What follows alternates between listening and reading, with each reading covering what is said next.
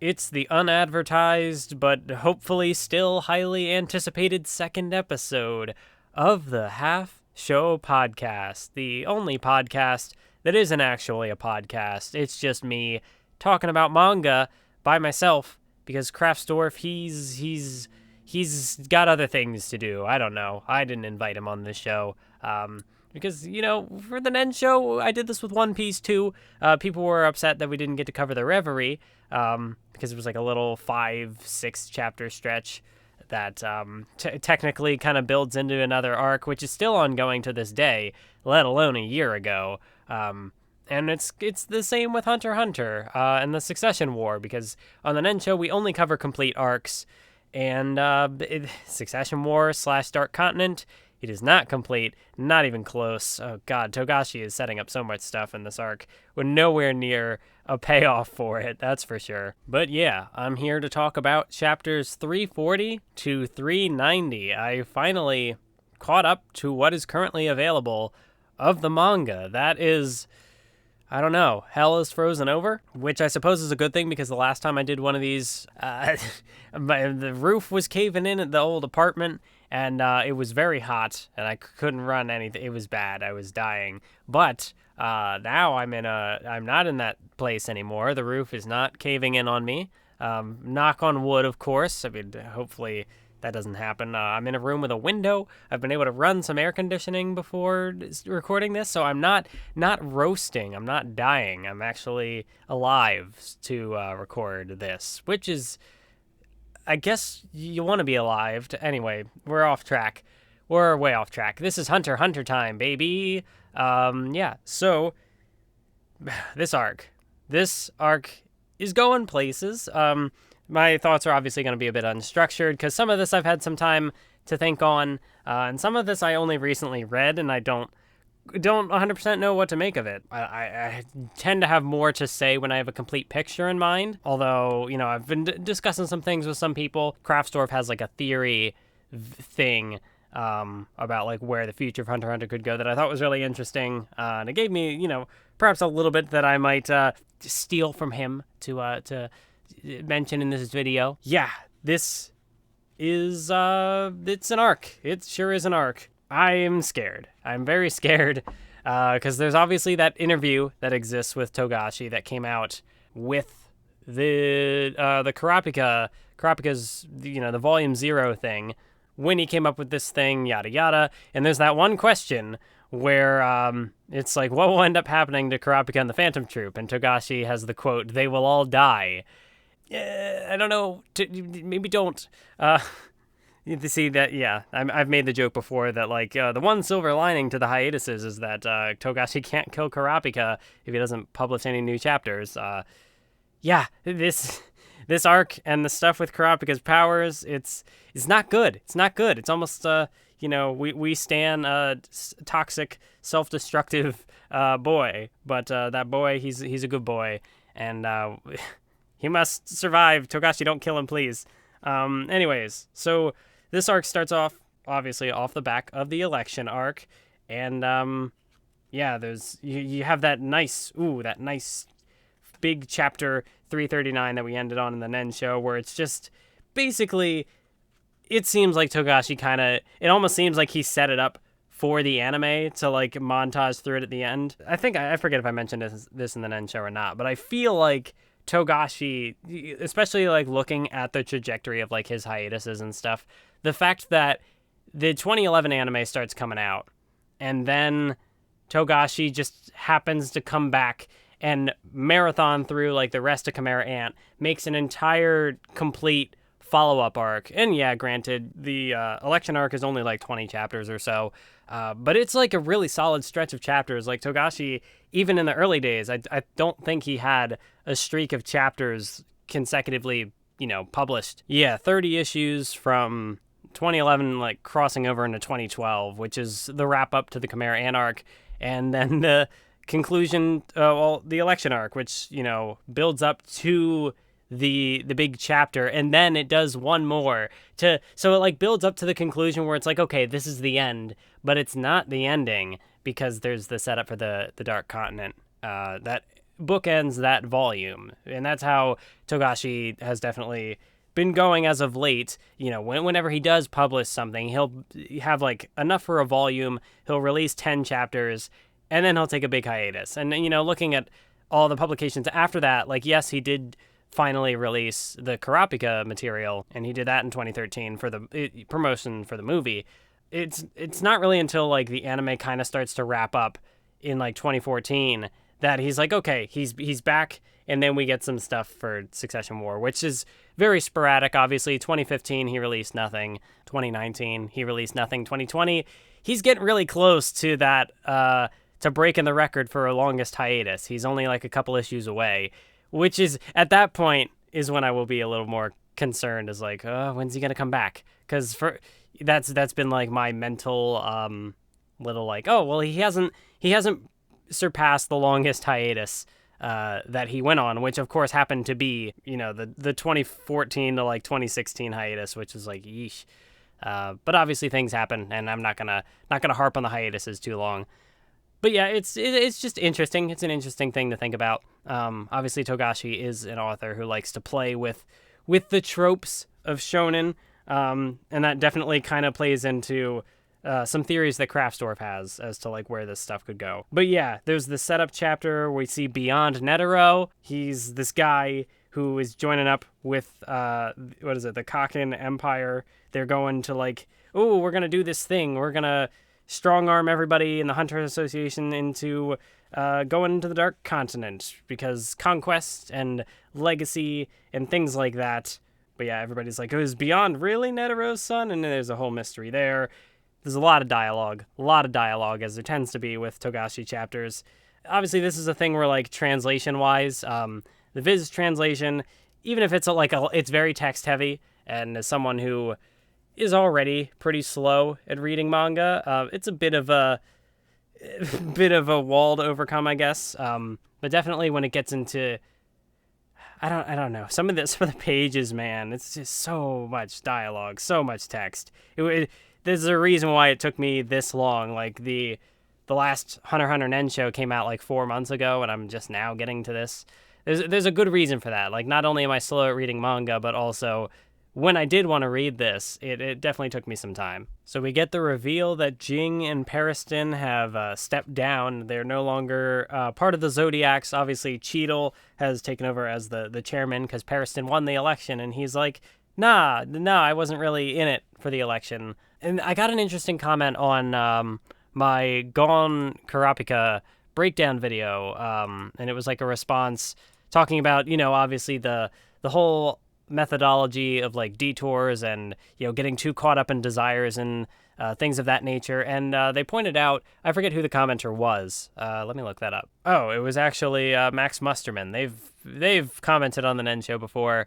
Yeah, but it's like, yeah, Pariston gets it. Pariston wins the election without really like even caring to win. It's just like Pariston's just enjoying the detour. He doesn't actually want to be the chairman, because that's where like Cheadle, she's got that desire to make sure that Pariston doesn't win and like does everything to try to beat him and make sure that he doesn't win.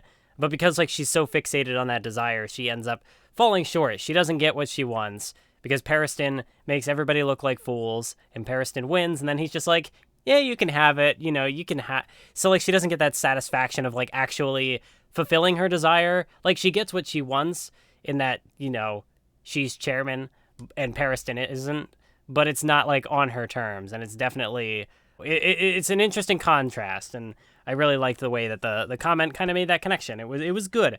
Pariston is a good character, and he's definitely got some stuff going on with Ging in this arc. They have a lot of banter, you know, up until they disappear for who knows how long.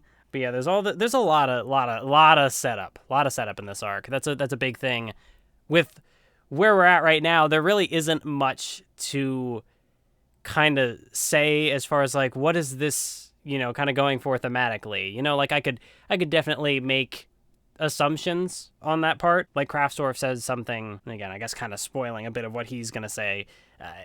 I'll make sure I get his permission. If not, I'll cut this section out of the video. The one guy, the onion guy, I don't remember his name, but he has like a brief speech about, you know, like the haves and the have-nots, and talking about like what what power is for and things like that. And he brings up Nen as like Kraftsdorf brings up Nen as like a balancing tool. It's like it's what Kurapika's group uses to like cause a stalemate. Like they give power to the have-nots as a way of like contrasting ideologies on power, and how that kind of plays in with characters like Hulkenberg and Tserriednich, or is it Tserriednich?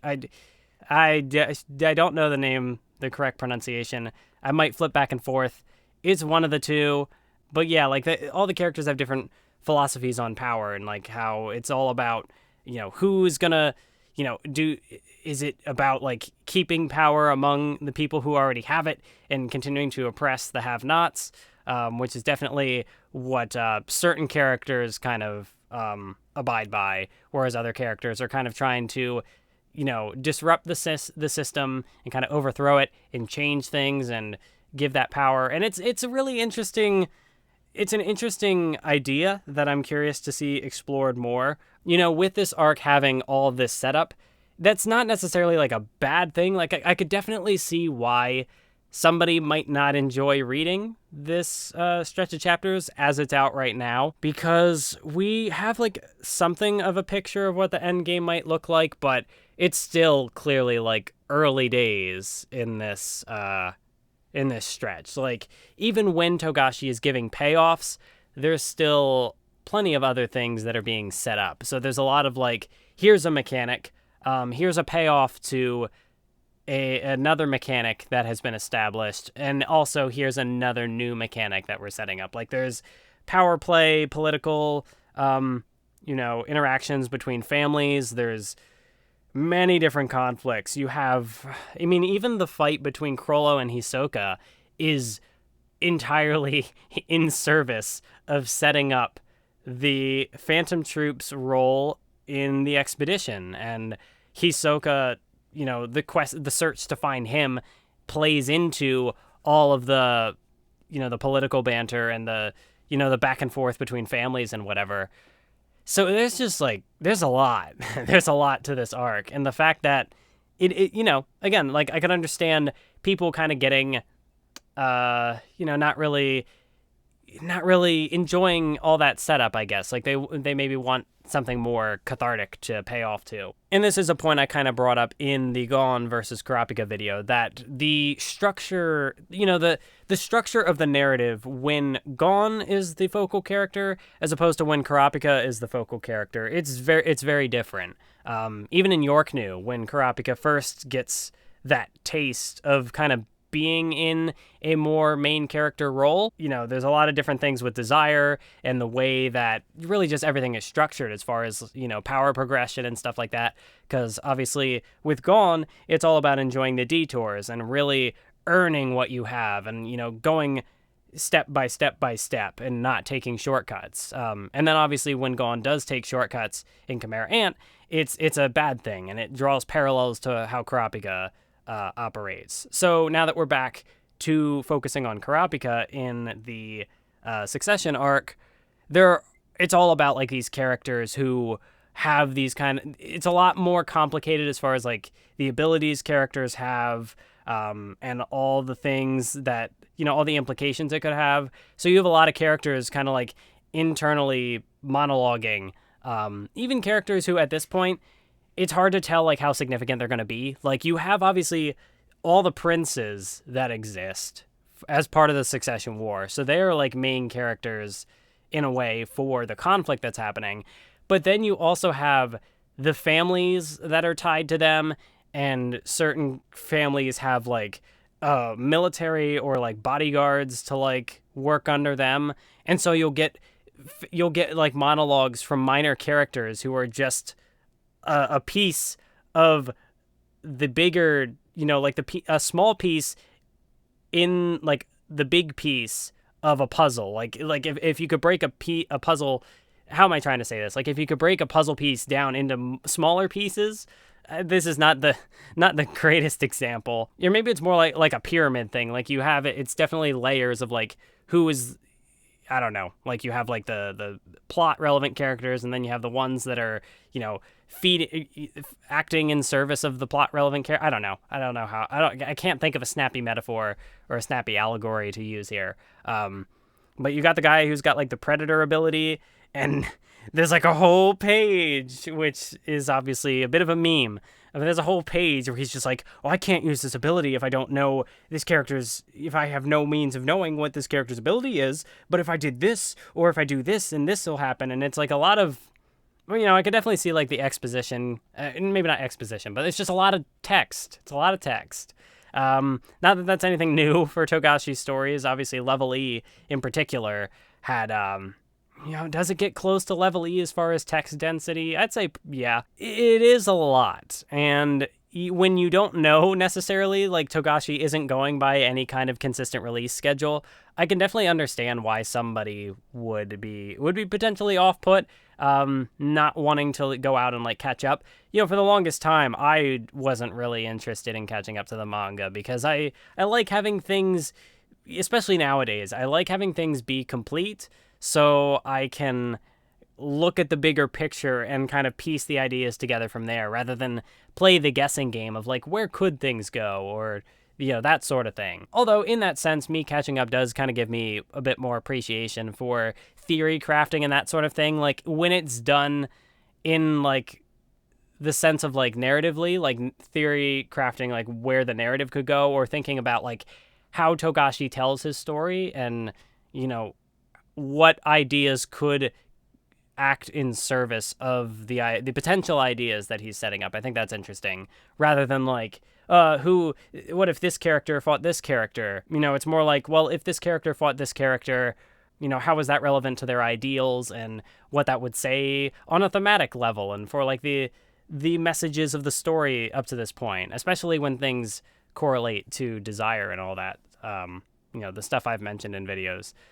Yeah, so it's interesting. This is where like my structure is definitely different, because I could go through like the events chronologically like we do in the Nen show, and that's definitely like a structure that works. But for me, I don't know. Like when it's just me, I definitely don't want to go through and say like, oh, this happened and then this happened, and I don't know. Like it's just different styles, and so if I kind of tend to ramble off on tangents and go nowhere, that's me. That's how I am. With the Reverie, I was talking about like 6 chapters, so even if I had a lot to say, it did end up feeling like an hour. I could very clearly follow that chain of chronological events, whereas if I try to do that here, it's just like this happens and then this happens and this happens, and we could be here all day. So we get more details about the Dark Continent, and there is a point about like the five like calamities, or the 5 disaster object things that get brought back from the Dark Continent. And I do think that this has been brought up. I think Evan had a good video, again, like relating it to Aluka, because you have the creature, the gaseous life form I, which is like this codependence of desire, and that's definitely, it is interesting how Togashi ties it back, because in the volume, you see it like on the very next page. It's literally a picture of Aluka, or rather a picture of Nanika. Nanika even says I, which is like, was that the setup there? Was that intentional? Probably. I is also synonymous with like love, like that. It's very much like the word or like part of the word for love. And so it's like every time Nanika talks to somebody or responds to somebody, they say I, and it's like every time Nanika says something, Nanika is saying that they love the person, and it's like it's very much like, I don't know. Evan just made a good video about it, and I will definitely link, if I reference anything, I'll link it in the description, or I'll try to at least. But yeah, it gives little bit of more context to Aluka, and I will definitely be curious to see if there's anything more going on with Aluka and Nanika in the future. Are they going to somehow tie into this? That could be interesting. Who knows? But yeah, in amongst this, there's stuff about the V5 getting introduced, and absorbing Kakin and becoming the V6, and supporting. So there's like a whole other sort of background thing that gets set up here, and this character I think shows up later, towards the end of like what I was able to read, what is currently out. So there's definitely like there's something with V5, like they want to be, they're another factor to consider in this arc, but at this point I don't really have much to like say about them, and because they don't really have like much of an influence yet, but it's definitely, it seems like they're going somewhere. Honestly, I guess that's really what I could kind of say about the Dark Continent little setup chapters as a whole. Like, beyond the stuff with Ging and Pariston, like, it's mainly, like, what is happening now is, like, the Dark Continent expedition was kind of set up to be a vehicle for the Succession War, and I definitely get the, like, thinking of how the Chimera Ant arc played out, and it was very much like a two, the way we structured it for the Nen show, it was like a two, and that's not how I wanted to say it. Like, we did cover it in 2 episodes, but, like, there's very clearly, like, there's the NGL section, which has the stuff with Kite, and it leads up to kind of Pito taking Kite out. Then you get the introduction of Netero and the other hunters, Morel and Nav, and you get the training arc with, it starts with Knuckle and Shoot, but then it also leads kind of to the introduction of Meleoron and Ikalgo, and Palm shows up, and there's stuff there. So it's very much has like a sort of a 3-act structure, if you want to call it that, because then it builds up to the Palace invasion. So there's very much like, there are sections within the arc. And so I get the feeling that the Succession War is only part of the Dark Continent. So I think of it more as like, the Succession War might be an arc, but perhaps like the Dark Continent is kind of like an overarching saga, which this kind of ties into like how One Piece will tell stories. Like you have like the Water 7 saga, but within it there's the stuff at Eni's Lobby. There's the stuff at actually Water 7. It's very interesting to think of where things could go, but I don't really have much to speculate on this particular, the earlier section, because this is like, it's like, okay, here are the characters, here are the players that are going to be involved, but they kind of disappear up until, maybe they'll just be gone until the Succession War ends, or maybe they will show up at some point throughout the Succession War. I'm not 100% sure. Pariston has 5,000 Chimera Ant soldiers. Whether that'll become a major plot point in the future, who can say? But because they've dipped out of the Zodiacs, Leorio and Kurapika are able to step in. And that is kind of interesting. I think, it's more so in my Toxic Friendship video, where I kind of talk about the dynamics, how Leorio is kind of the Killua to Kurapika's Gon. Did I phrase that right? Leorio is like Killua, and Kurapika is like Gon, so there's like parallels there. And so I definitely kind of got the feeling from what is available so far in this stretch of chapters that, like, Kurapika isn't, he joins up with Leorio for a bit, and like he comes back, but he doesn't really do much with Leorio. And I guess like part of that, you could, obviously this is a thing where like you could write it off as like, oh, it's just the events in the story. Like Kurapika has to do this thing and get the eyes of his clan, and he's got to focus on getting to Tserriednich, and so he's got to do the thing with the Succession War. So that you could look at it from like the plot lens, but that's just kind of like a response to media criticism, or not criticism, but like it's almost like, if I say like, here is a thing, like the events in the story are kind of, this is what they imply narratively or thematically, and someone just says, no, here's what they literally did, so you can't be right. And it's like, well, yeah, you can just say what happens, and you're not wrong, but you're not, like, that doesn't dismiss any, so like if someone's gonna disagree with me as far as like, no, your implications that Kurapika isn't really returning the favor to Leorio properly. Like, someone could argue with me like narratively and say like, no, here's actually why Kurapika is doing this thing and how it doesn't actually put him in a bad light. As, like when Gon kind of, not manipulated, but he was very much like cold and not receptive to Killua when he got fixated on vengeance. And I definitely kind of got that feeling from Kurapika in York New, obviously, but then it's still kind of carrying forward. Like, he hasn't really had that point, that breaking point, like in Chimera Ant, when Gon really pushed Killua away, and then they were able to reconcile after the fact because Gon realized what he did was wrong. And so I'm still waiting for that point with Kurapika where his dynamic with Leorio kind of reaches that breaking point. And I do expect that to happen at some point in this arc. Like right now, Leorio is kind of just a doctor doing stuff. He's just on the ship. He's not really a major player. And, that is kind of fitting with his role in the story. He is kind of out of the main four, he's the least important. But that said, just because he's not really like a strong combatant or anything doesn't mean that Togashi hasn't had things for him to do. So I'm eager to see more material with Leorio. I fully expect him to come back and have a bigger role in the story, in this particular arc even.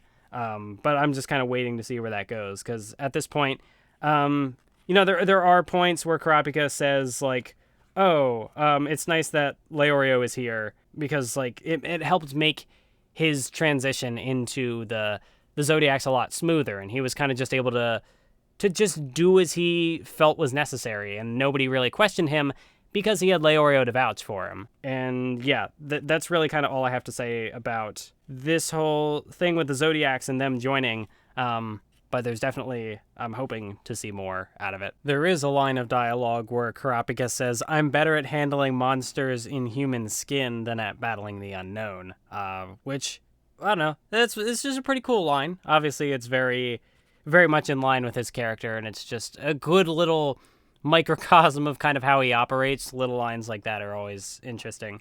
There's definitely something similar to that with Chrollo, where he says ties are meant to be severed, not forgotten. And little lines like that can really encapsulate a character's whole sort of deal.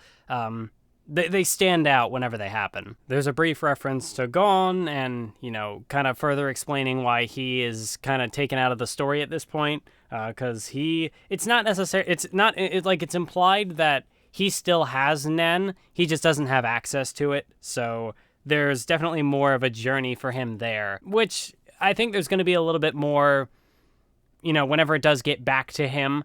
I'm kind of hoping that there's maybe a little more to kind of expound on him kind of getting over the low point that he reached in Chimera Ant. Because he's still got some flaws to work through, and really just his character is just interesting for how, he reaches that point. Like, he's set up to be kind of this, really his whole dynamic with Killua, he's set up to be the light side of the relationship, but really he has his own darkness just as much as Killua does. And so now he kind of has to confront that, and whether that happens through like some kind of time skip, or, whenever he does come back to the story, whether Togashi skips time naturally by, like, having these events happen. Because, very clearly, the stuff that has happened in, like, Greed Island and Chimera Ant, you could call, like, the time between when Kurapika and Leorio last appeared and when they showed up now a time skip in a sense, like, for them. But it's not the same as literally, like, having a time skip and the designs changing and stuff. So, whenever Gon does come back, I'm hoping that I'd imagine he'll reunite with Killua, and that'll be the point where they're able to do things again, maybe, because now they're like more complete selves. Having the characters a chance, having the characters get this opportunity to step away from each other, and kind of, up to this point they were two halves of a whole, and now they're able to split. And then when they come back, hopefully it'll be a more like holistic dynamic that they have going on. Like, they're able to, as much as they will be able to like amplify each other's strengths, it's not necessarily that they are codependent on each other. Yeah, there's a mention of Dawn Freaks. I guess that's noteworthy because it's like the goal that Ging is striving for now, which again does seem to give more indication that Gon will come back at some point. Just because the narrative reached what felt like an ending doesn't necessarily mean that it is like a thematic conclusion to the story. Because again, like with Ging bringing this, really like Ging carrying forth the ideology that the story kind of ends on, as far as like where the anime leaves off, and the way like Gon's journey temporarily concludes, it very much ends on the note of there's always going to be something more to strive for. And so the fact that Ging himself has something, like Ging made Greed Island, he found that those ruins that were the whole reason he wanted to become a hunter.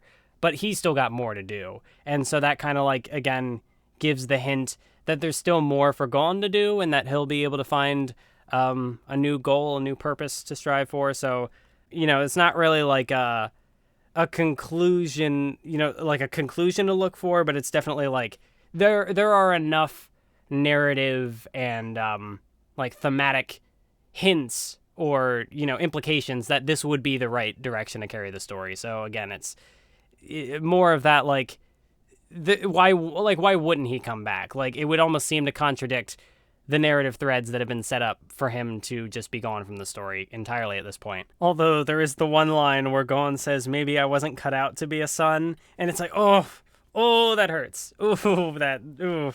That's see, Gon is a really interesting character, which this isn't really something I've had a chance to like necessarily put into a video, but maybe it's a video I can make at some point. But there's definitely a lot going on with his character, and it's the same with Killua. Like, they definitely have their own various like traumas to work through. Like in Chimera Ant for Gon, it's obviously coming to terms with death and like dealing with the loss of Kite, who then it turns out isn't actually dead and who comes back. And so that's kind of interesting in what that says about like the way that Gon kind of handled the situation. But even then, like his dynamic with Ging, as much as some would say that Ging is a good father, some would say that Ging is a bad father, and I think I kind of fall somewhere in the middle, which is not necessarily to say that he's neither. But like, even just, what am I trying to say? The fact that like the way that Gon was raised, which would be the case for, I guess, any character or any person, Gon being raised without a father definitely gave him a certain mentality. And like this line, even if he says like, it was like a joke, it offers some kind of insight into his character. And maybe like, I don't know if hang up is the word to look at it, but see, this is why it's not a video yet, is because I'm still trying to like piece together the thoughts. But like, there's something here. Like, even if it's written there as a joke, like, I don't know, something about it just like resonates with me, I guess. And like, I feel like there's something to read into there. He might not consider it super, but it's like a subconscious thing that like, there's something kind of tied into his arc there. But again, like, it's such a, it's played off as a joke initially. So there's not really like much that I can, I'm just not having the thoughts at this moment in time. But at some point down the road, if the video ever comes up and I make it, here's the foreshadowing. And I guess going back to Pariston, I guess I do have one little more thing to add, because there is the line where he says, he's obviously got the rivalry with Ging, and he says he wants to see what he wants to do to someone he hates, which again, like, kind of plays into the whole thing of desire. And even though Pariston didn't desire to win the election, but it does kind of give the, he always liked to be the thorn in somebody's side, but is that necessarily like a driving ambition, like something to strive for, or is he kind of operating under like the absence of desire in a way? So seeing how this relationship with Ging pans out could definitely be, it could be very, very enlightening for the direction of his character, and kind of giving a bigger picture of how he ties into the theme of desire. Tserriednich's introduction is very good at getting me to hate him, because he just like, he comes off as like this arrogant prick, because he's like, oh, I'm better than everybody, and I'm a big connoisseur of the finer things in art, or the finer things of life. It's stuff about like, he seeks art, and he just like butchers these two women, and he's like, oh, all they care about is fashion and fucking. Very full of himself, very much buys into his own ego, but not like in a bad way, like in the sense that like he's an interesting character, but he's also very much a character that is easy to dislike. And I do think that makes him interesting. And obviously, like, the stuff that's set up here, in a way, like, it kind of ties into his stuff with Theta later, where he even has the comment, like, oh, I have, like, this new appreciation for, like, two-timing, or how exactly he phrases it. But, yeah, like, he has the stuff with Theta where, obviously, she tries to kill him. And he's like, ooh, this is, like, I don't know, he finds something like interesting in that. Tserriednich is definitely a very strong antagonist for this arc. Obviously, I can't really say much as far as like comparing him to other antagonists in the sense of like quality.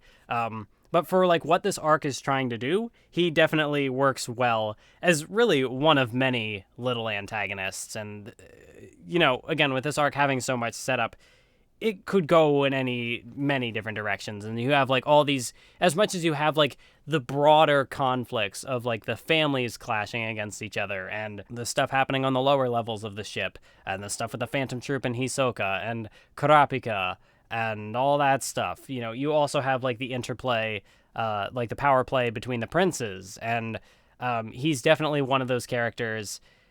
I don't want anything good to happen for him, but it's very obviously a situation where like before things can get better, they're gonna get way worse, and I hate him. Oh, also as far as Kurapika and Leorio like being brought into the Zodiacs, I do think it's kind of interesting that the parallels would then be drawn between like Leorio and Ging. At least I think Leorio is now like the boar and Kurapika's the rat, which I don't know, interesting parallels to draw. I don't necessarily disagree with the potential implications of that.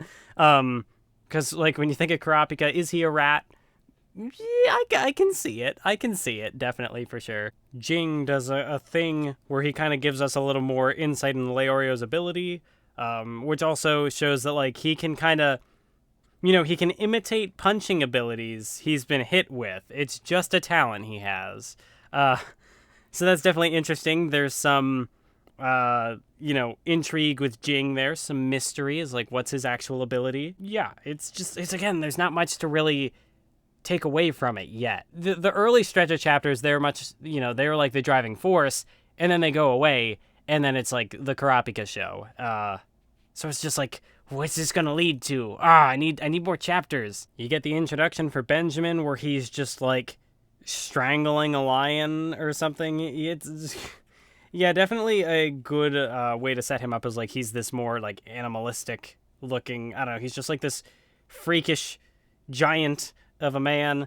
And there's this conflict being set up between him and Tserriednich. What he's gonna do in this arc, there's definitely more to say about him as things go along, because he's got his whole army in the hands of everything, because he's got seniority, he's the first prince. So it's again, like, as far as the power play between princes and just a bunch of other characters, Benjamin definitely has like the biggest hand as far as, who are these spies, or like what are these people kind of here for, and how can we kind of work around them. It's very much like characters are playing like 5-dimensional chess against each other, and Benjamin is like one of the guys pulling the strings. But again, at this point, like, I don't know if there's necessarily much to like say about him, because even though he does come off as like animalistic in his introduction, we find out later that he's able to kind of, he isn't necessarily guided by his urges. He's able to take a step back and kind of rationalize things and act from a more professional perspective, I guess, and kind of think about things. He doesn't just like do things on impulse. Like, he's able to get a better idea of like what would be the smart thing to do, and he's able to listen to advice and stuff. Yeah, he's a character. We find out that Sayu is a traitor. He is working with Beyond. What that means, at this point, I don't really know. We get the whole urn ceremony, and again, it's just like interesting looking at these characters now, like their introductions. Like Zhang Lei, he looks kind of awkward in the first little panel, but like as he's had more time for Togashi to draw him, I don't know, the design, it's just like the case with all of his designs, where like generally the first time they show up, there's something that just seems like a little off about them, but then eventually he kind of gets to a more, he gets to like a more standard look for them, which I guess just makes sense as far as, you figure out how you want to draw a character, and the more you draw it, the more you iron out the kinks. Even then, like, looking at Hulkenberg, like, his face just seems a little rounder than it does later. And I guess it is also interesting that all of the characters are referred to as princes, despite their gender. So there are like some female princes, some male princes, and And of course, it's also like regardless of age, which that's not a prince thing. Like obviously that happens, but it's a big selling point of like the brutality of the succession war. Because you can have a guy like Benjamin who is this mammoth of a man. He's a full-grown like adult. You've got characters like Kacho and Fugetsu who are more like teenagers, or I don't know exactly what their age is, but they're definitely younger. Not quite like they're in between like being able to do things, but also not being like, at their peak, like being able to fully maximize their abilities. And then, of course, you have Wobble, who is a literal infant. Wobble, unfortunately, not going to be able to fend for herself in a succession war. As that's it's a big point of the conflict. That's how Kurapika gets involved. And then you get this motherfucker. I don't even remember his name. But the guy, pronouncing his name is going to be a pain. But it's like Hui Guo Ro, I think that's right.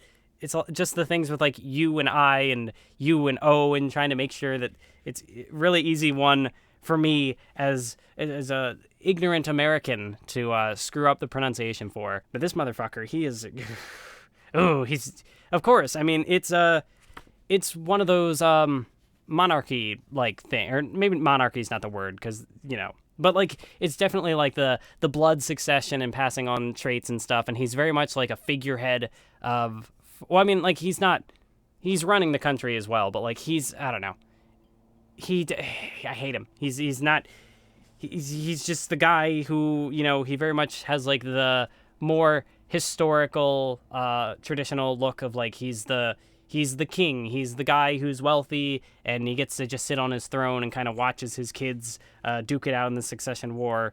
And I don't know. There's definitely more constructive I could probably say about him, but nothing is jumping to mind at the moment. But yeah, he's, he gets the confrontation with Hulkenberg later, where Hulkenberg is, like, I'm going to kill you, and we're not going to have the succession war. And he's like, no, you're not going to do that. That's not allowed. And the fact that he, even alone, the fact that he would like pit his children against each other is very much like he's not a good dude. He's a bad. There's more elaboration on the stuff that was set up in the election arc with like Hunter exam being modified, and it's a lot of just like screening people to be able to use them for like the political purposes of the association, and trying to all these different things. People trying to infiltrate the Hunter Association from the Kaken Empire and whatnot. Lots of stuff going on. But then we get to the good stuff. We get to the introduction of the characters that we're familiar with, which is like, it is interesting the way that Togashi is balancing all these new characters who are being, like, he has to bring in familiar faces to make it so that he doesn't lose his audience. It's just like a narrative, what's the word? That's just like how you do stories. It's like you can't, if you're going to introduce a ton of new stuff, you have to keep something in there to keep it grounded. And so in this scenario where, like every other chapter or something, it seems, or, like Togashi will just kind of start to hint towards something for a conflict and then introduce something new. And so like with the sheer massive amount of new information and new characters and new mechanics being introduced, Togashi, he's under like more pressure to keep it grounded. And so like bringing in characters like Biscuit and Hanzo and Basho and of course Melody, it definitely does wonders to keep the story grounded, because you get some of Biscuit's best material is in this arc, and it's great. My God, the interaction where Kurapika is a savage in this arc. Like, we don't get enough low-stakes Kurapika. Like, that's what I want to see. Togashi can't kill Kurapika because we need more of, like, sushi cooking exam Kurapika, where he's like, oh, I'm in control. I know what I'm doing. And then he just looks like a dumbass. Or just, moments for Kurapika to be funny, because Kurapika is so funny. His like, the contrast between like his serious nature and the fact that he's got, I have these dark ambitions to do these things. But then like seeing moments where he, oh my God, the moment where Biscuit, well, first of all, there's the moment with, he says something like, oh, how did you know that? And Kurapika's like, how did you not? And he's no chill. And then here, when Biscuit is like, well, if we have to abort the mission before we get on the ship, then obviously we're still going to get paid, right? Like, that's part of the contract. And Kurapika's like, yeah, that's fine. I think confirming that would be unnecessary with normal comprehension skills. Bro, Kurapika, you don't do that. You don't say that to Biscuit. And then, of course, Biscuit gets all pissed off, and there's the little memory thing flashback where Killua's like, hey, Killua put Kurapika in contact with Biscuit, and it's like, hey, you have to do this thing to get her to eat out of the palm of your hand. And then he's like, oh, I would never have hired such a delicate flower of a girl like you without Killua's recommendation. Yeah, and then she's just like, oh, it's so good. Because, of course, you tell Biscuit she's pretty, and you tell Biscuit that she's like, oh, this, like, feminine ideal. Like, she's, like, very much, like, just this pretty princess. Yeah, then she's like, okay, I'll do whatever you want. And it's, like, it's amazing. It's great. And the fact that Kurapika has to, like, put on this facade of, like, ooh, he's this, oh, my God, it's perfect. It's perfect. The character interactions are still on point. Togashi doesn't miss. But that's also interesting thinking about, like, Biscuit's character as a whole, and especially what comes up later with the guy who is so fascinated with her muscular form. And we get more details into, like, kind of how with Nen, oh my God, it's a trans character's dream.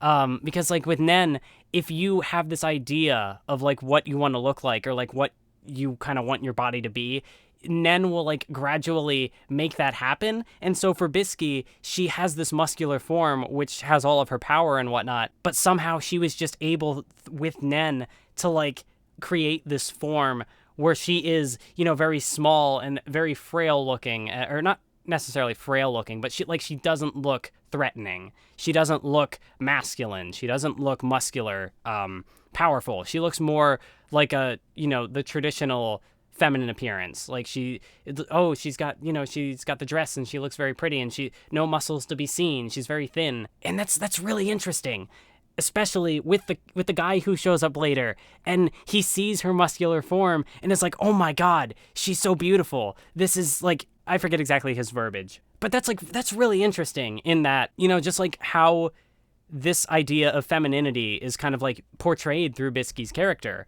There's a sense of, like, she is, like, her natural form is the more muscular, but she feels this need to kind of be more traditionally pretty, and to be less, like, powerful and threatening looking, and to be more unassuming and that sort of thing. And, whether that is, like, a manner of outside pressure, like just how kind of the world works, or if that's more of, like, a personal ideal, or maybe a mix of both. But it's just really interesting in where that could go, because the fact that you have a character who is more, it's definitely like Togashi is showing, kind of like, I guess, the best of both worlds, sort of. I got this one comment. I remember getting this comment on my trans characters video where somebody had, and this isn't to, like, I kind of understand where they're coming from to, like, a degree, or, like, I sympathize with kind of what they're trying to get across, because to me, it kind of felt reminiscent of my insecure shonen protagonist characters video, where I was looking for a very specific kind of insecure character, and how, like, oh, all these other characters don't really fit the mold. And it wasn't necessarily, like, a criticism of those stories or of those characters. It was just kind of like, this is how I relate to the media, and this is what I would like to see. And that's kind of the feeling, that's kind of the vibe I got from this comment. But they basically, like, went through all of Togashi's female characters, or at least most of, like, the prominent ones, at least from, like, Hunter x Hunter specifically. And, like, it was in response, like, oh, Togashi is good at showing trans representation and, like, trans feminine characters, but not quite the same with cis female characters, which I didn't necessarily I didn't necessarily agree with. And it sounded very much like they were looking for a kind of representation that, they very much had, like, an idea, like a clear idea of what they were looking for, to have a character who is, like, strong, but also, like, more feminine. All right, so I tried to look it up and I can't find the comment now. It also reminded me that the comment section on the trans characters video is garbage, as I guess you would expect from a YouTube video that talks about gender and stuff. Anyway, the comments. It brought up like a bunch of different points, some of which seem to kind of conflict with each other. But it mentioned how like certain characters were well written, but not, combat focused, or certain characters were like someone like Melody isn't the most, not very feminine, or at least like doesn't look very feminine, but is a well-written character, or certain things like, oh, there were characters who like Machi and Shizuku from the Phantom Troupe, who are like well-written characters, and they are combat focused, but who they brought up a point which I thought was really interesting, not in the sense that they kind of used it, but they mentioned like Machi and Shizuku's abilities are like, one of them has like a vacuum cleaner and the other one has like sewing thread, sort of. And it's very like traditional feminine kind of stereotypes, which I thought was kind of interesting. And again, like whether this is worth like actually being like fully considered for a video or, a serious point, I don't know. I'd have to think about it more. But I did think it was interesting that these characters, those two in particular, if they do use these weapons that are seen as more, like, oh, the housewife kind of stereotypes, like sewing needles and vacuums and stuff. I thought it was interesting that like these characters were like weaponizing that, and like weaponizing, if you want to follow that train of logic, like weaponizing their femininity in a way that like benefits them. Like they're using it as a power, and that is like part of what makes them strong, is like the abilities that they have are unique to them, and they are able to use it to, kill people or like take these things or whatever. So they're able to profit off of that and like benefit from it. Whereas, this commenter kind of had put it across in a more negative light, like because they use these things that are more stereotypical, it does seem to kind of box them in a little more as like more stereotypically feminine. Whereas like from my point of view, I thought that was interesting that like they use these feminine stereotypes, which is, it was not something I'd ever thought of until this comment brought it up. Which is why I thought it was interesting, and I was glad that this commenter voiced their opinion the way they did, because it, helped me make this connection. And so, like, just in general, like, thinking about how Togashi uses feminine characters in Hunter x Hunter specifically, we won't go into other stories, because I'd have to think more on it. That broadens the scope of it a bit. But thinking about Hunter x Hunter specifically, I do think it's interesting how he, you have a variety of different female characters, and this is something where I won't, I'm not the kind of person who would go so far as to say that Shonen Jump has like bad female characters, or like they don't have good female leads, or whatever kind of like, oh, Uraraka breaks the shonen mold, the female shonen curse, which what did make a good video kind of like breaking that down and talking about like how, when you really think about it, Uraraka, there are better written female characters than her, and that's not, obviously this isn't a diss, I'm just kind of bringing it up offhand. You could say it depends on the story, and things are kind of changing in newer stories. But like, there is a degree to which, I understand the perspective that, female characters in Shonen Jump have kind of we've gone way off track. I'm not even talking about Hunter x Hunter at this point now. But like, there is a degree to which female characters have kind of like, I don't know if I'd say a stereotypical role. I don't know if that's quite the word I'm looking for. But there's definitely like a role that they fill. Someone like Orihime is more of like a support role. And again, like that's not necessarily a bad thing, because like I do think a lot of these characters are well written in the role that they provide, or that they fill.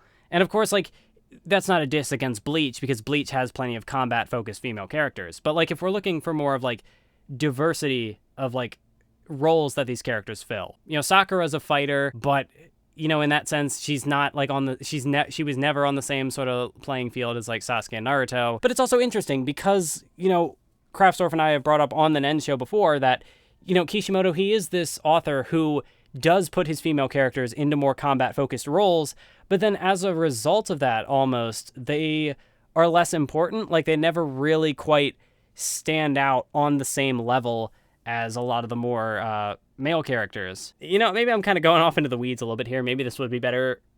I do want to make a video on this at some point, because I think that there's something to get at here. I think voicing my thoughts as well, having people able to bounce off of them will help me, like better process them and think of how to, having people bring up counterpoints to anything I might say would help me better think of how to voice my point. But yeah, like going back to Togashi, like you do have characters in more support roles. Like you have someone like Komugi, who is by no means just a minor character. Like she is a pivotal point in the Chimera Ant arc. Without Komugi, Meruem's arc does not happen. Meruem does not, find value in humanity. So just because Komugi is not a combat-focused character, which again, the same could apply to someone like Orihime, or, characters that are well-written, who just happen to be in a non-combat role, like they can have value in that.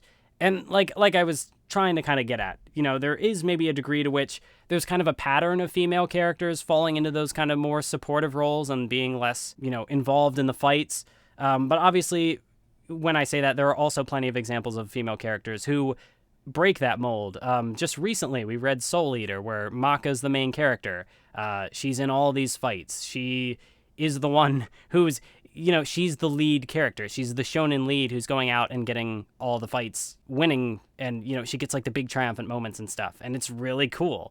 And that's part of what makes her an interesting character. There's also a degree to which a character, I'm sorry, like, I hope this is interesting. I'm just not like, this is why I tend to script things out if I really want to like make a video on it, because I can be more concise and be well aware of like the words I'm using. You can have like characters in these support roles who are also well written. You can have characters in more combat focused roles, but there's also a degree to which like focusing on purely the combat, a character can kind of lose their femininity and be basically like their gender doesn't matter. Like they could basically just, they're kind of just like, what is the specific quote I was thinking of? And I don't remember what it's from, but there is a degree to which you can definitely write a character who comes off as kind of genderless. Their femininity is not really part of their character. And, I wouldn't necessarily say that like one is more problematic or like worse than the other. I think it all depends on context, obviously. When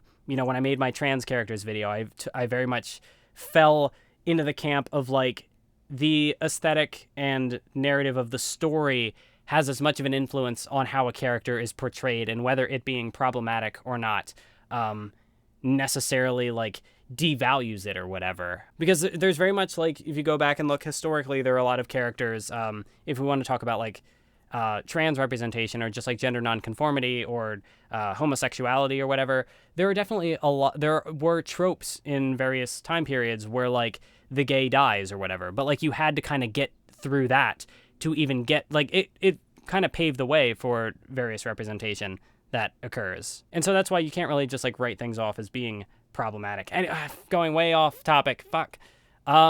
Anyways, to try and tie this back up, Togashi has a lot of female characters that inhabit these various different roles. You have characters where their femininity is part of their character. You have characters where their femininity isn't really part of their character, or they kind of go against the stereotypes of femininity. So you have characters who are in combat roles. You have characters who are in support roles. You have someone like Melody, who is a great character, who maybe doesn't look, the most feminine, but does that really matter? She's able to still kind of exist as her own entity and contribute to the story, and her femininity doesn't necessarily she has I phrased it better in the reply to that comment, but I can't find the comment, so I can't find my reply. So with someone like Biscuit, she's interesting in that, she could potentially comment on like all of that. Like she has a more muscular form, a more, you could maybe even think more like muscles and power is more traditionally male, but she, so she like strikes a balance, and like the way her ideals factor into that. This went so off the rails. But yeah, Biscuit's an interesting character, and I want to see where she kind of goes in this arc. Sorry for going off on a giant ramble and probably opening up a lot of discussion points potentially and not closing them satisfactorily. Again, this is why it took me so long to even this is why I don't talk about identity stuff much, because it's very much like you open anything and it's like you better finish that thought and you better wrap it up concisely and be very conscious of the words you're using. So I tend to not talk about stuff like this too much. Definitely not on the main channel. If I'm gonna make a video on this on the main channel, I want to have all this figured out in my head and kind of know where I'm going with it. So hopefully I didn't lose anybody on that train wreck of thought. Hopefully there was something interesting there. Anyway, let's go back to the Succession War. This is going to be such a long video. Oh my god. We'll see if maybe I'm able to cut that down at all and make it a little more cohesive, make it sound, I don't know. This is me. You know me. I go off on rambles and it's hard to bring it back. Fuck. But yeah, so how I had gotten there was that, like, oh, having these recurring characters come back, it grounds the story and it gives something for all the new information to kind of bounce off of. And obviously Biscuit being one of, like, my favorite aspects of this arc. At least what has been set up so far is very interesting, and I want to see where that goes. And there's stuff going on with Hanzo, and there's stuff going on with Melody. Basho and Kurapika's trainer, whose name is Izu. I could say Izunavi. I'm just going to say Izu because I'm pretty sure they abbreviate it later in the arc. But obviously Kurapika gets introduced to Wobble. And this is why I generally don't do these reading discussions by myself, because they take a while. But yeah, so Kurapika obviously goes in with this ambition of like, oh, I have to get to Tserriednich. And so, like, I really want to hook up with Hulkenberg. Or not hook up with Hulkenberg, but, like, I want to work for Hulkenberg so that, like, you know, he seems like he'd be the guy who's most beneficial to Kurapika getting to where he wants.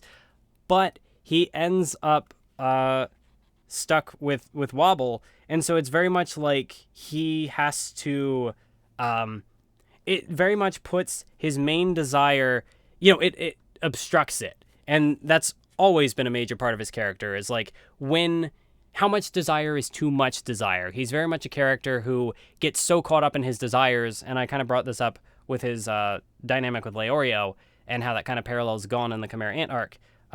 He gets so caught up in his desires that he tends to lose sight of the detours. And so having him saddled with Wobble, and he's in this very inconvenient position to get to where he wants, but that's maybe gonna lead to something for him. And it definitely puts, like, the whole light and dark side of his character where, you know, he, like, wants to pursue vengeance and he has this idea, but he also, like, values his friends, and so it's always a balancing act between his desires for vengeance and to retrieve the eyes of his clan versus his desire for friendship and camaraderie and to keep them safe. So once again, like, now in their place we have Wobble, and so it's a good conflict and it continues to go.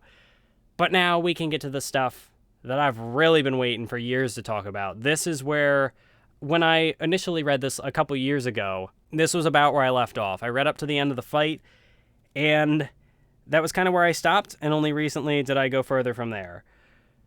And this fight, you know, the fact that this fight is only set up, it's crazy. And it's also very indicative of, like, the setup payoff structure of this arc, or this saga, or whatever it ends up, how big of a scale it ends up being. But yeah, it very much pays off a narrative thread that had been set up back in York New. Chrollo, he's got his Nen back. He has been exorcised, and now he gets to fight Hisoka in the Heavens Arena because Chrollo is a floor master. So once again, one of those threads that was set up way back. Whether or not Togashi ever intended on expanding on that, who can say? But it's one of those things where, like, as a writer, giving yourself threads like that you can potentially come back to, it's clever. Keeping like the world building open and kind of like leaving the, you know, it hinted at it, but didn't go anywhere with it. And at the time, it was very much playing into kind of like the anticlimax and, again, the ideas of desire. But now it's able to come back. And so Hisoka, he had gotten that 10th victory against Gon, got to challenge a floor master, and it ends up being Chrollo. But it's also another one of those, not quite, you know, again, talking about desire, not quite the full payoff we're looking for. Because Hisoka, he gets his fight to the death with Chrollo, he dies, and that's not it, though. Because, like, you know, this is, you know, it is interesting now that I think about it.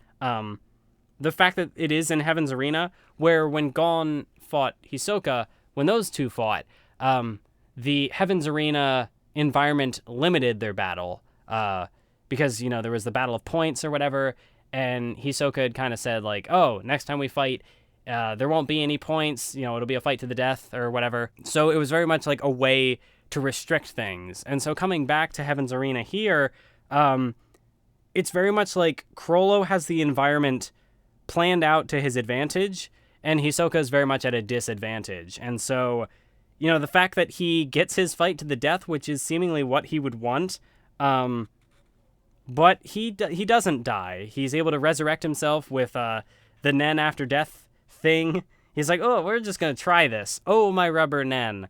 Oh, the memes. But yeah, this fight is really, really, it's great. It's probably the best fight in the series to this point. And I like the little afterword that Togashi has in the volume, where he specifically talks about, there are several things he wants to do with the battle. One of them being, he loves stories where the enemies of the protagonist fight each other. So it's like a villain versus a villain. So he gets to do that. And he also gets to do the whole character saying, I'll win. I'm going to win this at 100%. And then they actually do it. And that's what happens. Hisoka never has a chance. The more the fight plays out, the more you realize that the deck was stacked against Hisoka from the beginning. And it's very well put together. Like Togashi thinking of all the ways the abilities would play off each other. And you also get more of like Chrollo using using the members of the troupe as kind of extensions of himself, which Alexander had made a video on. So he's got Shalnark's ability where he can he kills the Heaven's Arena referee and just throws him at Hisoka. And that's where it all starts from there. Like, he's able to control these puppets. He also has the ability to, he's got this exploding hands ability, the sun and moon. You get the chapters where it's like the exposition and the explanation. Those are basically the same thing. You get the whole mechanic of the bookmark, where it's again like more restrictions and stuff. So you get this whole explanation from Chrollo. Like, he's just telling Hisoka, these are the abilities I have. This is how I'm going to beat you.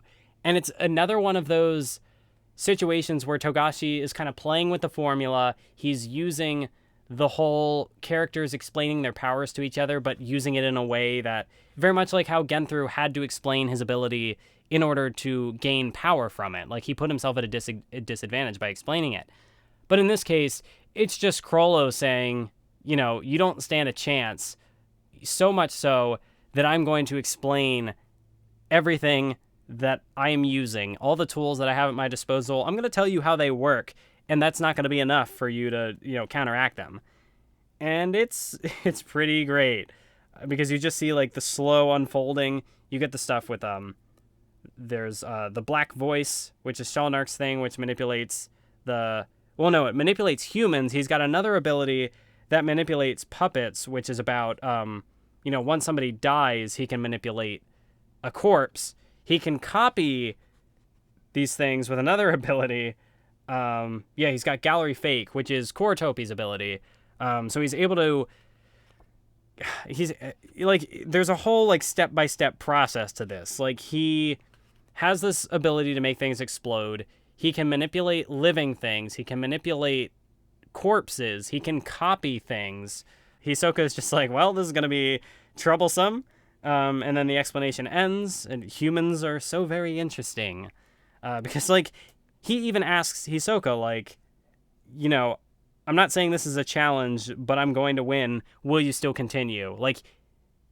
He's like, yeah, you don't stand a chance, but are you going to fight anyway? And Hisoka's like, yeah, of course. Which is, the thing with desire, and, you can't just, not have ambition. So Hisoka willing to, maybe it's the sense of, Hisoka's willingness to fight allows him to survive. His will to continue fighting is what, fuels the strength of his Nen and, brings him back to life. He lost, but he's like, well, yeah, he wants to die in combat. That would be the best way for Hisoka to go. That would be a Hisoka-worthy death. But at the same time, if he's still got a chance to fight more people and keep those pieces on the board, he would much rather fight and live to continue fighting than die fighting. So yeah, he doesn't die. He keeps himself alive.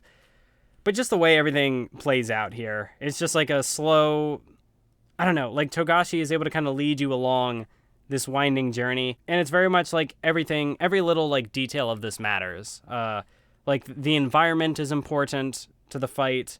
The fact that like Hisoka is swinging a human head around as a bowling ball, basically, and just like decapitating people by hitting them in the head with a head. The way bungee gum is also like implemented in this, where he's able to like stick to the ceiling and he's throwing this weapon around and he's able to. It's just a very much it's very much like as creative as Hisoka's ability is and as flexible as it is. It's still like pales in comparison to everything Chrollo is able to do.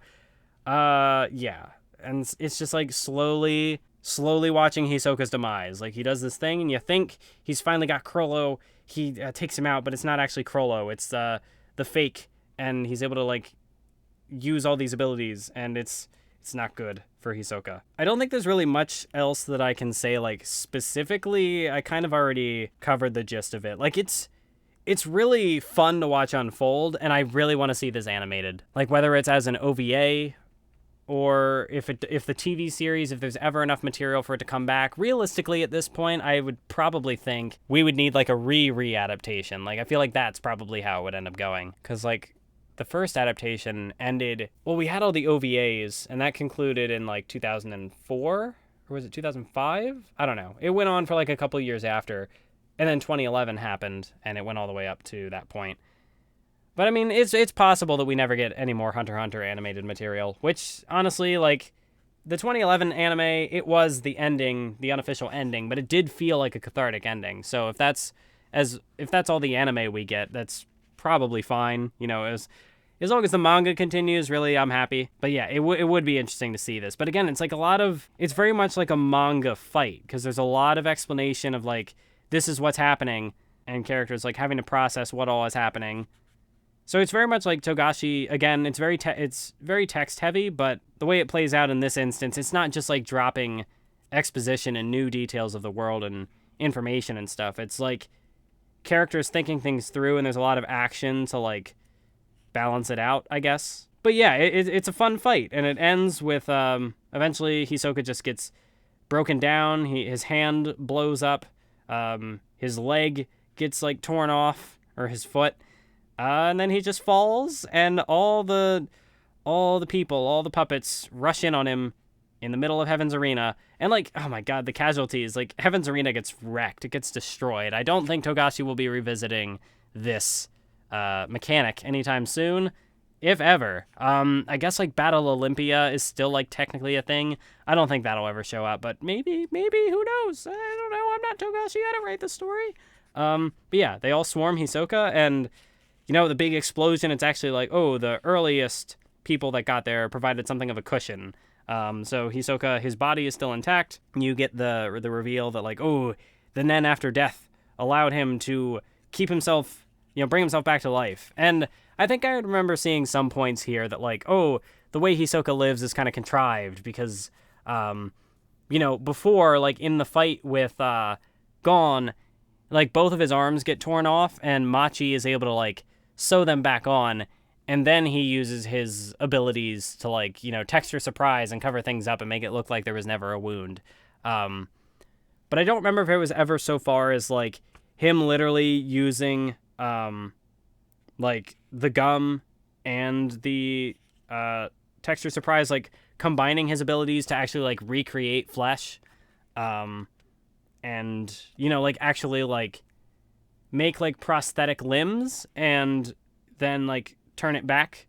So I don't know if this is going to become like a plot point later, like if somehow this is like something, an ability he is actively like having to use to continue to have that hand and have that you know, to have those limbs, or if it's just not going to be considered anymore, and like it like if it's effectively his actual body now, like if it doesn't matter. You know, either way it could be interesting. Like if it was something Togashi wanted to like keep, I don't like, you know, if Hisoka was ever like low on Nen, like his abilities, his energy was sapped, and he like lost his foot and his hand. I can't see that ever really like being significant.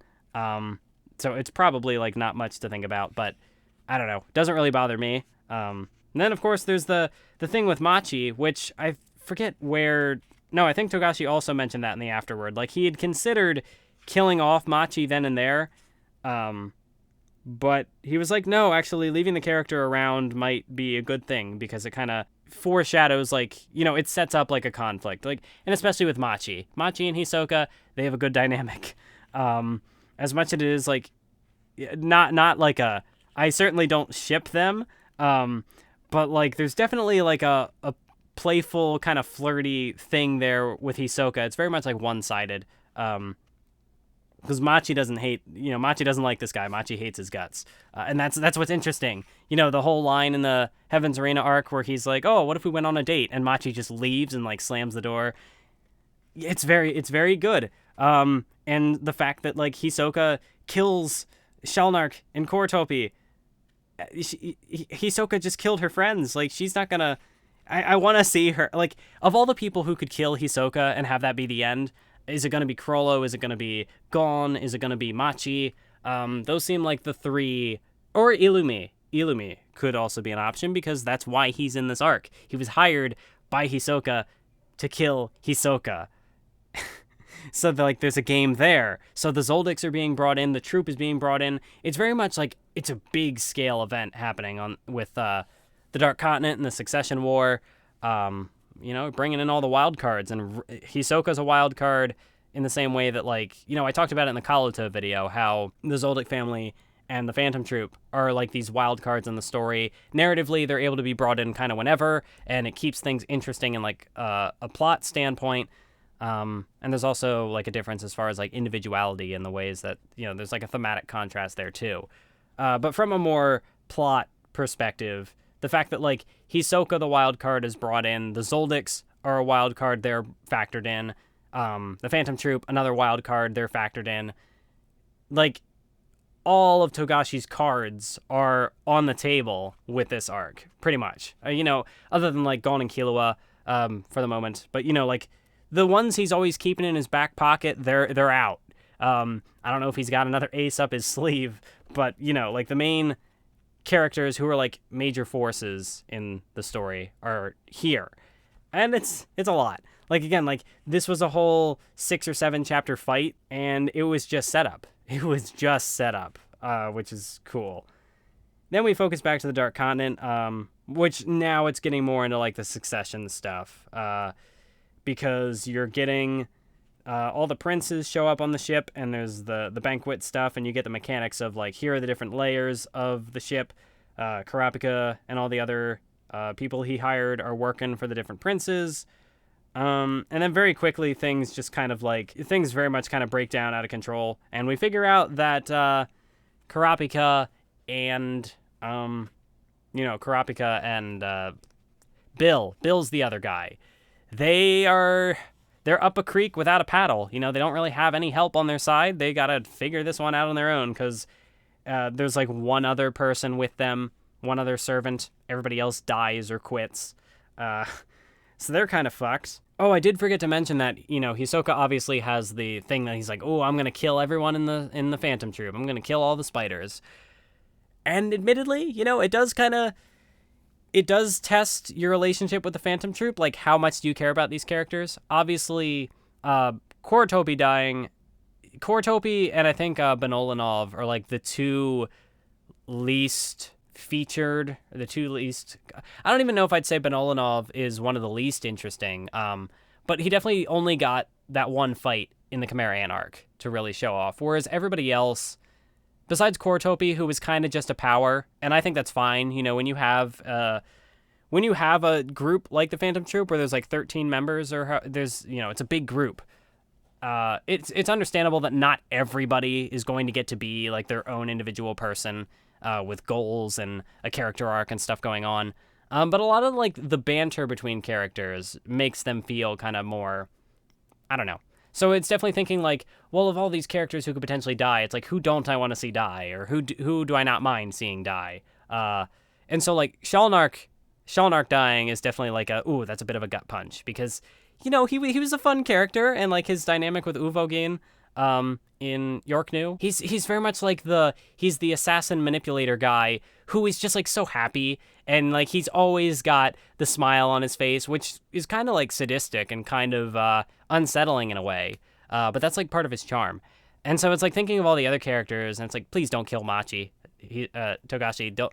I know you said that everyone in the troupe is gonna die, and everyone in Kurapika is gonna die, but don't actually follow through on that. Don't kill everybody, especially not now that Kaluto is part of the Phantom Troupe. Don't kill Kaluto. Kaluto, they are my everything. Do not kill Kaluto. Do not kill everybody in the troupe. But no, for real, like it'll be interesting to see how this situation breaks down. And for me personally, like obviously I'm a little biased with Kaluto. Like Kaluto is barely a character, let's be honest. Like they don't have much to do. But I see a lot of narrative potential in the fact that they are able to kind of sit between the troupe and the Zoldyck family. And I pointed out like the narrative implications of that. And so like I feel like there's a character arc to go with there. And I could see Togashi following through on it. Or am I like, is that just my too much headcanoning? Like, is it too much theory crafting? Is there nothing going to actually happen with Kaluto? And is Kaluto just going to die? Togashi, don't let me down. Don't do it. But as I said with the Phantom Troupe, you know, to kind of segue this a bit, not every character, not every member is like their own defined character with like ideals and stuff going on. Some of them do exist to kind of just like be a plot device of sorts, like Kurapika was basically just an ability, and not that that's a bad thing, obviously. You know, I said why that's fine, and it's kind of the same here with the Succession War, because you do introduce 14 princes, 14 new characters. You're not going to be able to give all of them character arcs. You're not going to be able to like really focus on them and make an audience, you know, a reader invested in every single one. That's not going to happen. And, you know, I think, I don't know, some people might say that if you're not going to actually, like, flesh everyone out, then you shouldn't introduce, you know, you should only introduce as many characters as is necessary. But, like, in this case, definitely, it felt like there was a purpose to everyone being involved. Like, with, I think, is Momose the first one who dies? I don't remember her name. But the one who dies initially, like, I guess so far, maybe there's not going to be anything with her. Like, there is the quote that, like, oh, your death will, you know, you are still living on through the ceremony. So I don't know if, like, that first death will have, like, implications for the way things play out somehow, like, if it's some sort of, like, Nen mechanic or whatever. But definitely, like, Sale, he's just kind of the guy. He's the guy who has the people, and he does the sex, and he's very much like a gluttonous, not, maybe gluttony not the word, but he's like a lust, you know, he's very much like a, what's the word? Like, he's the guy, he does the things, and he's like, very much like a guy, he doesn't have very many cares in the world, he just kind of cares for I can't think of the word I'm looking for, you know what I'm talking about if you've read the chapters. It's something that's even reflected in his ability, where he has this, you know, his ability, his, like, Nen Beast kind of, like, puffs out this smoke that just, it, like, calms people and, like, makes them want to stand with him, and it, you know, it makes them, like, less combative, and that's very much, like, his character. But, like, even though he's not much of, like, a character himself, he still is, like, acting in service of other characters. Like, the dude with the Predator ability, like, he's the main reason that Sale is kind of there, I guess. Like, somebody has to die to showcase this other character's ability, because that ability is going to factor in to something later on. And I feel like, you know, that doesn't make, like, just because a character might be more of a plot device, I don't think that's necessarily a bad thing, so long as it, like, leads to stuff, I guess. But yeah, this is the part where you find out the stuff about the worm toxins and all the beasts and whatever, and everybody dies, basically, except for Kurapika and Bill, and oof, this is not good. Not good, because when the one guy attacks, Kurapika takes his ability, and we find out Well, for one thing, I find out why I keep seeing fan art with Kurapika and a dolphin, because I didn't understand that. And especially, like, the cover of Volume 33. It's like Kurapika's there with, like, a butterfly, and there's, like, a fish, and there's a dolphin. And I didn't really understand that. But this is where you see the ability where it's on one of his fingers, he can do the thing. He can... Oh, it's the index finger. He can steal abilities and use them. But it's very much like Kurapika, again, too much desire and not enough appreciating the mechanics. He's making all these sacrifices. He's sacrificing his life, literally. Like he's, what was it? Every second is an hour. No, every second in Emperor Time is an hour off of his life, which is not good. It adds up very quickly. Like he even mentions it like, oh, what if I kept this ability to use at the banquet in a week? And he's like, well, okay, that would be this much time, and that would take, nope, I will not survive. So yeah, he gets stuck in his Emperor Time for like 8 hours or whatever. No, he like passes out from the strain, which is something that happened to him in Yorknu as well at the end. Like after Chrollo gets released, Kurapika crashes and he's out for like a week or something. And then he's out of the story for years. Obviously years in real life. I don't know about the timeline of the story itself, but, Kurapika, he's always overexerting himself. He's so fixated on the desire, and that translates through his abilities, where he's taking all these shortcuts, using all of the restrictions of Nen, and as a result, he's losing his freedom to use his ability. Obviously, with the spiders, he can only use Chain Jail on the spiders, which is way back in the Sasuke Kurapika breakdown. I was incorrect when I said that he could only... I think I said he could only use, like, the Scarlet Eyes? Or I said something about, like, he could only use his abilities on the spiders, but that's not true. It's only Chain Jail. But again, like, he's not... I don't know if there really is a way that he could have, like, learned the basics to make this work, but he's always like trying to enhance his abilities by making sacrifices, and that's the wrong way to go about it, because as we saw with Gon, that's the end result. You pretty much put your life at risk. You can basically kill yourself for that sort of thing. It's very much like a kind of self-harm, and that's not good. It's not good. So Kurapika taking days, months, years off his life just for his ambition, it's not the way to go about it, because once you fulfill an ambition, there's still more life to live. And so Kurapika, he can't be doing that. He can't be doing that. So, again, just reinforcing the point that he is operating kind of in contrast to Gon on a narrative level. As far as, like, the princes who are introduced here, I definitely think, like, early on, I found myself gravitating towards Kacho and Fugetsu. But of course it's Togashi. Of course it's Togashi. They both can't live. Someone's got to die, if not both of them. And that pays off in a really tragic way later when they try to escape the ship, and whatever it is, the monsters or whatever, like, out of the ship, like, part of the ceremony, they're not allowed to leave. And it's like, oh, we made it back. We're both safe. We both lived. Nope. Kacho didn't make it. She's dead. But her ability, or her beast's ability, oh my god, like some of the Nen abilities that are introduced here are like really dark, and like whether it's like dark in a tragic sense or in like a morbid sense, like this one, like if one of the two sisters dies, then the one who dies the Nen Beast takes the form of the deceased to stay by the other side and protect them until they die. What? No, you can't do this to me. You can't do this to me. I wanted them to live. Damn it.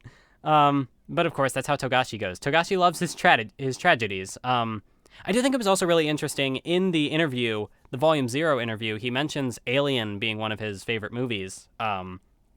And the fact that he really likes horror stories for how they, he likes the ways that like characters will kind of get picked off one by one, and that's very evident in this arc. Like the setting up of like hope and like wanting characters to not die, and then the characters dying or something bad happening, and character, it's the succession war, so characters are going to die off one by one until only one remains, or, maybe a character can find a way to compromise on that, and that's kind of what I'm hoping happens. Like, not everybody dies, like, some characters get to live, but again, who knows where Togashi wants to go with the story, and who knows what kind of ideals he wants to get across. But yeah, like, oh my god, like, this is where Kraftsdorf brought up something interesting, and I won't, like, if he's going to make a video on it or whatever, I won't give it all away. But there's very much, like, a contrast between, like, the major characters in the story. There's, like, Hulkenberg is a big figure. Tserriednich is a big antagonist. And then there's, like, Kurapika and Wobble. And so, like, it's this, there's definitely, like, a difference in ideals as far as, like, how power works and how, as far as, like, one character winning or, like, a different character winning has a very different thematic implication, but, like, the main, like, the crux, the core of the ideals are the same. Again, like the quote from the Onion Man I brought up earlier, where it's about, like, the haves and the have-nots, is very much like, okay, this is, like, the system as it is. What is Togashi's sort of, like, takeaway? Like, what does Togashi want us to take away from that?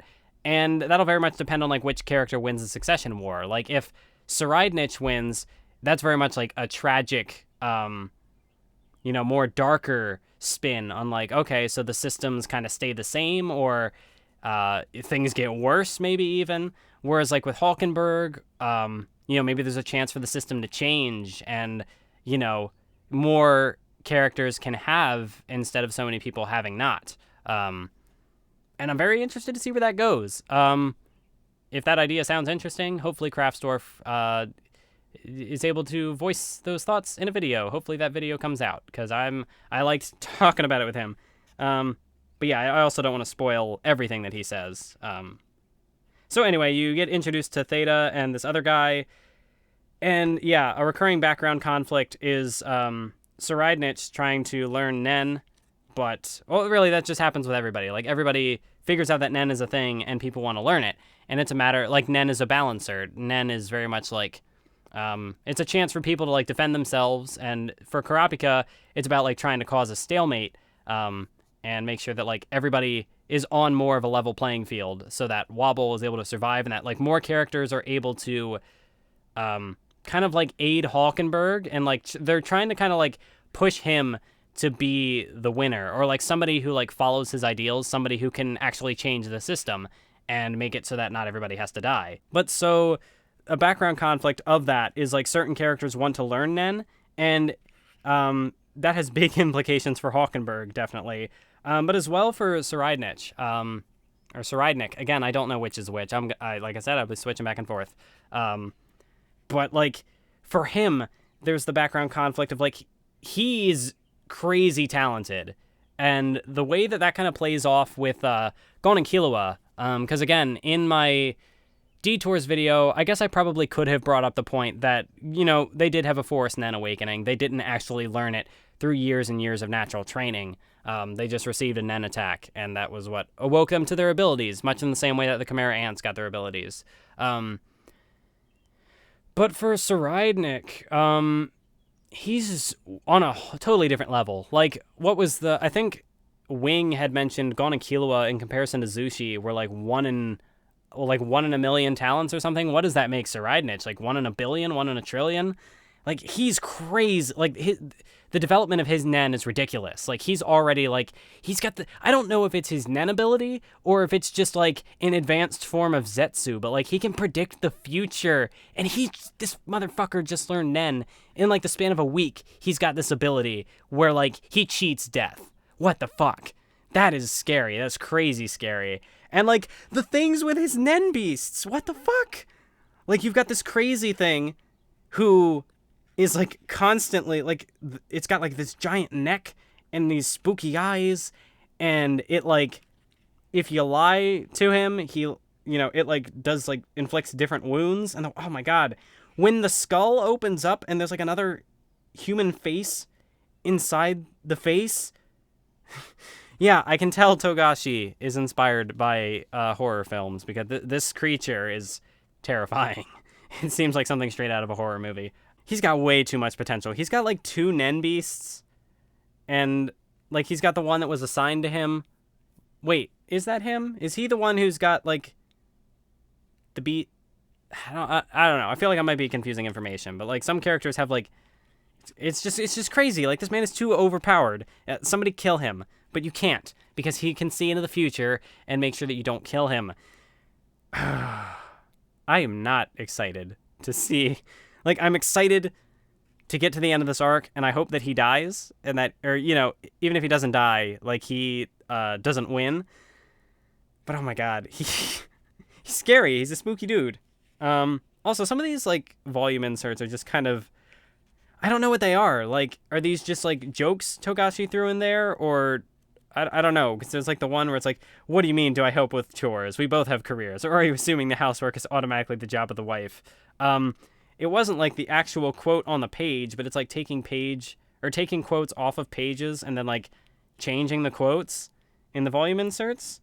And it's just, like, a lot of jokes, which is interesting. Togashi hadn't been doing that before, so I don't know what made that a thing now, but it's interesting. There's also the second prince, Camilla, I don't know, who, again, she's another kind of terrifying character, because she's just, she has the ability where, like, she can die, and her ability will resurrect her, and then, or no, she dies, and then her ability, like, kills the person, and then, you know, she's, like, brought back to life. Like, it takes the person's life who killed her and then restores her own.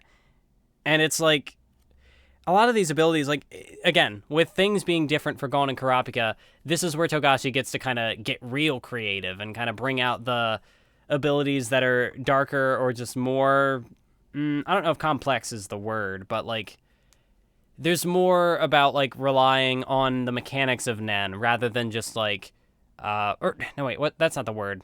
Because, like, they all involve mechanics, but, like, one is more about, like, being flashy and being, like, creative and interesting, and, whereas the other one is more about, like, the basic mechanics, and, like, you know, Gon beating Genthru, well, actually, okay, Gon's fight with Genthru is more about, like, it's part of his training, and then he wins by going with the plan rather than Nen, but, like, I don't know, it's definitely plays out in different ways, and there's just, like, there's all this stuff happening before, like, things technically even start. Like, you see all these guards, which now that I'm looking back at this, they actually are a lot of the same designs that come up later. But it's just, like, you see the page and you don't...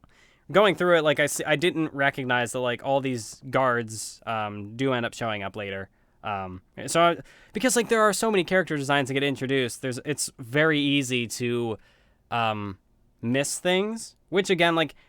I don't have the most informed discussion on these chapters even. I've only gone through them once. Whereas someone like Alexander would probably be like, oh, here's the thing that happens here, and this is the brilliance of Hunter x Hunter, and Togashi is a genius, and I don't know. Like, he'd be able to make more informed connections than I would, I'd assume. But yeah, like, there's a lot of people, like, manipulating part of the things. Like, of course, when you are a higher ranked prince, you have more authority and more leeway to do things.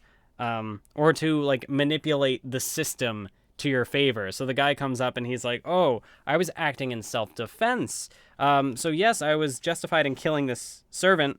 And so, yeah, Kurapika and the others are kind of, like, strong-armed in this situation where they really are in a no-win situation. Like, everything is against them. So the only way that they can survive is to also kind of, like, increase their risk by teaching everybody Nen. It's a very not good situation. It's very bad. But how are they going to survive this? That's definitely a point of intrigue. But Kurapika uses his dolphin ability to, you know, hand the ability over to Queen Oito, and she does some stuff. And then he steals the other character's ability, and they kill him. Or no, he kills himself, so they don't get any information out of him. Because that's how Benjamin's team operates. It's basically... they serve the prince, and if things go bad, they would rather give their life in service of him than to do anything that could potentially endanger him, which is not good. So then another guard gets assigned to Kurapika's group, and he's there. I don't know what to make of this guy, because, like, there is a point where he has, like, his ability not ability, but like the part of Nen where you like are able to sense everything in domain. But like he retracts that later after something happens, and so I don't know, like, is there any chance that he's like has the potential to be on their side? You know, like obviously if he had kept his ability up, or you know, like his, I forget what the heck it's called. But if he had like kept sensing the area, he would have noticed when Kurapika collapsed that he was not in a good situation, but he didn't do that, and so they didn't catch him. So I don't know if there's going to be, if that's just kind of like a point of pride for him that he ends up doing a thing and it'll end up coming back to bite him later, or if maybe there's a chance that like he somewhat has their interests in mind, even that if he sides with Benjamin at the end of the day. I don't know. It's a lot of things where it's just like waiting to see how they play out and waiting to see how they could factor in on like an ideological thematic narrative level thing. But yeah, you had what I thought was kind of interesting about Kacho and Fugetsu, and how probably why I ended up getting invested in their characters is that you have very early on, it's established that there's Kacho has like this character flaw where she tries to push Fugetsu away in a think that like she's protecting herself or protecting her twin sister, but it's not, you know, that's not really like what happens. Like Melody is able to notice with her, you know, her super hearing, she's able to tell in her heart that she's like lying to herself and not actually doing anything that'll benefit her. And so there's a neat moment of vulnerability for her there where she's like, Melody is able to kind of crack her shell and tries to do something for the best that will benefit Kacho, but doesn't end up working out. And you even get the one guy who kills himself to make sure that the plan goes off, because like that was basically like all he was there to do. Like he didn't, it was just something about like the way he had lived his life, and he was like, you know what, this is kind of the only way I can go. And it's I don't know, it's like a lot of like hoping things will work out and then they don't, and it's not good. There's this one chapter which I think is really interesting where Togashi goes through the different rooms page by page, and it's like only a page dedicated to each room. But because there is so much, again, to set up, you know, like in that page, some of them are more dense than others. So you get like room 13, 12, 11, 10, 9. And it's just like going through various different conflicts that are going on, or setting up different character dynamics. Like there's one with Basho and the other guy, and they're doing some legal, at some point it's definitely clarified that they're doing like legal drugs. So there's this other character who is all about like, oh, love and peace, and character has this book which is like I don't know, it definitely like ties into their ability about like what things do. And of course there is more politicking with Zhang Lei, because Kurapika's group, they got to get somebody on their side because they have no authority over anybody. They are the lowest ranked prince group, so they not much they can really do. They have to get somebody on their favor, so it's very much like, as far as the politicking goes, you got to get like alliances and stuff. So again, like there's just so much working on that, or there's so much going on that like I'll gloss over it for sure, but it's just, it's a lot to process, and naturally, because so much of it is set up, there's only so much to take away from it. And yet I've talked for 2 hours. This discussion is probably garbage. Sorry. But I'm not turning back and redoing this now. So fuck me, I guess. So Chrollo shows up on the ship, and the Troupe shows up, and they're looking for Hisoka. We get a little conflict with Hanzo, where he is very upset that was it Momose? I'm pretty sure that was the name of the prince. The character dies, and he's like, you know, I'm gonna get revenge. I'm gonna kill this guy who assassinated this person that I was supposed to protect. And so then he finds the guy and kills the guy, and then he's like, ooh, the room, I can't get back to the room. And so there's more like revealing of abilities there, which again, I don't know what to make of it yet. There's definitely something going on with like trust with Tserriednich, and I'm not quite sure what to make of it yet. But, you know, the fact that like his one Nen Beast is able to like tell if somebody's lying, and like they inflict these different wounds if you know, the person lies, because like, oh, Theta's like, I promise that my way is the correct and fastest way, but she's clearly trying to teach him as slowly as possible, and yet he's still just firing through it because he's a fucking prodigy. I don't know, the fact that he can see the future too, and he can like tell if you lie to him, and he's gonna get you. Theta is it's very, very worrisome. The fact that she has to continue to deal with him, especially now that he knows that like she tried to kill him, and would have gotten away with it if it wasn't for that ability to see the future. Goddamn. There's also this assassin thing that we don't know who it belongs to. This marionette that just like kills a person, and I got kind of confused, admittedly, like when I was reading this chapter for the first time, because you also get the other guy who works under Benjamin, the guy with the beard, and he's doing all this internal monologuing of like, oh, I can see this person's ability, and like I can tell by the very minor movements or the very minor, gestures or like aura flow, like I can read all these things about a person. Yeah, he's talking, and then like this other person notices the marionette, and I was like, oh, is that his ability? Because like he kept talking, and he's like, what does she see? And I'm like, your ability? Like, why are you confused? And then I'm realizing going afterwards and, seeing the situation unfold, it's like, oh, that's not his. It's like is it a mystery, or do I just have bad reading comprehension? Like, is this somebody's ability that is revealed, or do we not know yet? Yeah, it's admittedly, like, I'm not the greatest at reading manga, if you couldn't tell. Sometimes it takes me a little more, I gotta think over things more. This is why I generally don't do a lot of, like, first impression stuff, or, even when I feel like I have interesting things to say about other stories. Like, recently I finished Love Live, and it's like, oh yeah, there are things I could say about this, but, like, could I make a video out of it? I don't know. When I did, like, the Mathwiz monthly marathon, I could at least, like, do it in, like, a little review format and say some things, but even then, it's like, I don't know. Definitely without someone else to rein me in, I could go off on all sorts of tangents and say nothing, which is why I am mad that this is going on for like 2 hours. But again, it's like I'm not going back. I'm not redoing it. I've dug myself into this hole, and I'm not going to dig myself out. I'm just going to keep digging down. But yeah, it is interesting that Kurapika puts all these restrictions thinking that it would resolve the physical toll of his abilities, but it's the exact opposite. He ends up like, he has worse pain, and which again is just like more to show that, hey, if you just focus on these desires and take these shortcuts and, shorten your lifespan, it's not the way to go. It's gonna backfire on you, and it's gonna be a bit of a headache. And that's definitely what he deals with, both in like a metaphorical and a literal sense. But yeah, the troupe is here. They have assembled everybody. You got the whole gang. Machi's like, I'm gonna kill Hisoka, and Chrollo's like, no, I'm gonna do it. Then she's like, let's decide by a coin. But that doesn't work because that's for a disagreement between 2 members. This is a disagreement between all members. Everybody wants to kill Hisoka. So it's just a matter of finding him first, but nobody knows where he is. And that's a mystery that we will not have an answer for who knows how long. Who knows when Hisoka will show up, or in what kind of role he's going to play, because now you've got the troupe getting involved. Like, you have the group with Nobunaga and Finks and Phaeton.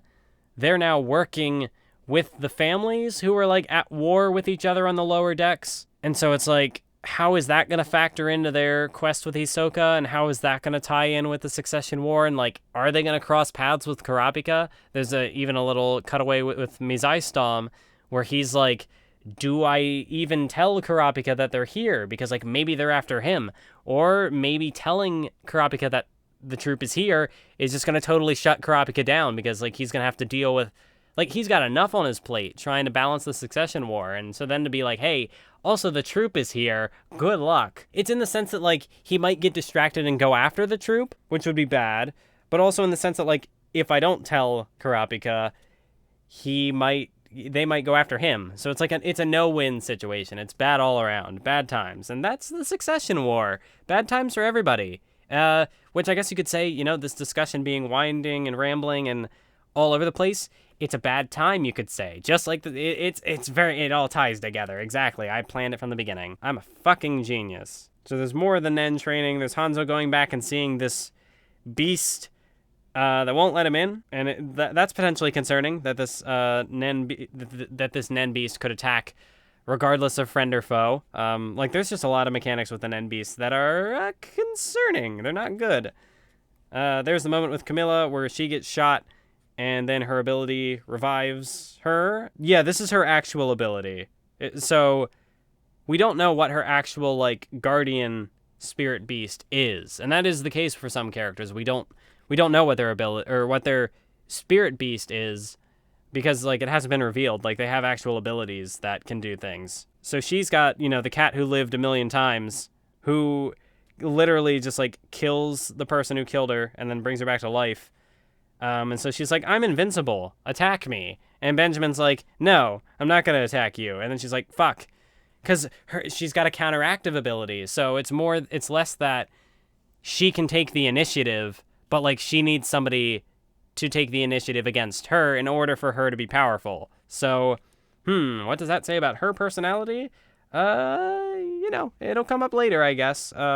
It's an interesting potential character flaw, I guess. You get the thing where she comes up with a gun and, like, shoots two of the minions, but the one guy who's with Kurapika, he's able to slightly dodge the ability, whereas the one guy just gets shot through the head. And yeah, so, like, he would have died if he was just, like, a normal person, but he also can't act, so it's just, like, in the moment, it's like, oh, I would love it if this character died, because then that's an obstacle out of Kurapika's way. But of course that doesn't happen because there's more to come. So it's just like, okay, is there going to be more of a conflict between Camilla and this guy? Or, is it just kind of a way to show off different, like, the power relevance between characters? I don't know. He, like, handcuffs her, and then I think he, like, breaks her arm, because you see this, like, crack, and then she's got, like, the sweat on her forehead. And he's like, oh, don't make a fuss. I'll have no choice but to use force. Which, again, like, she is the second prince, so she's still ranked under Benjamin. So it's like he could politic his way out of it. So it's like you can't actually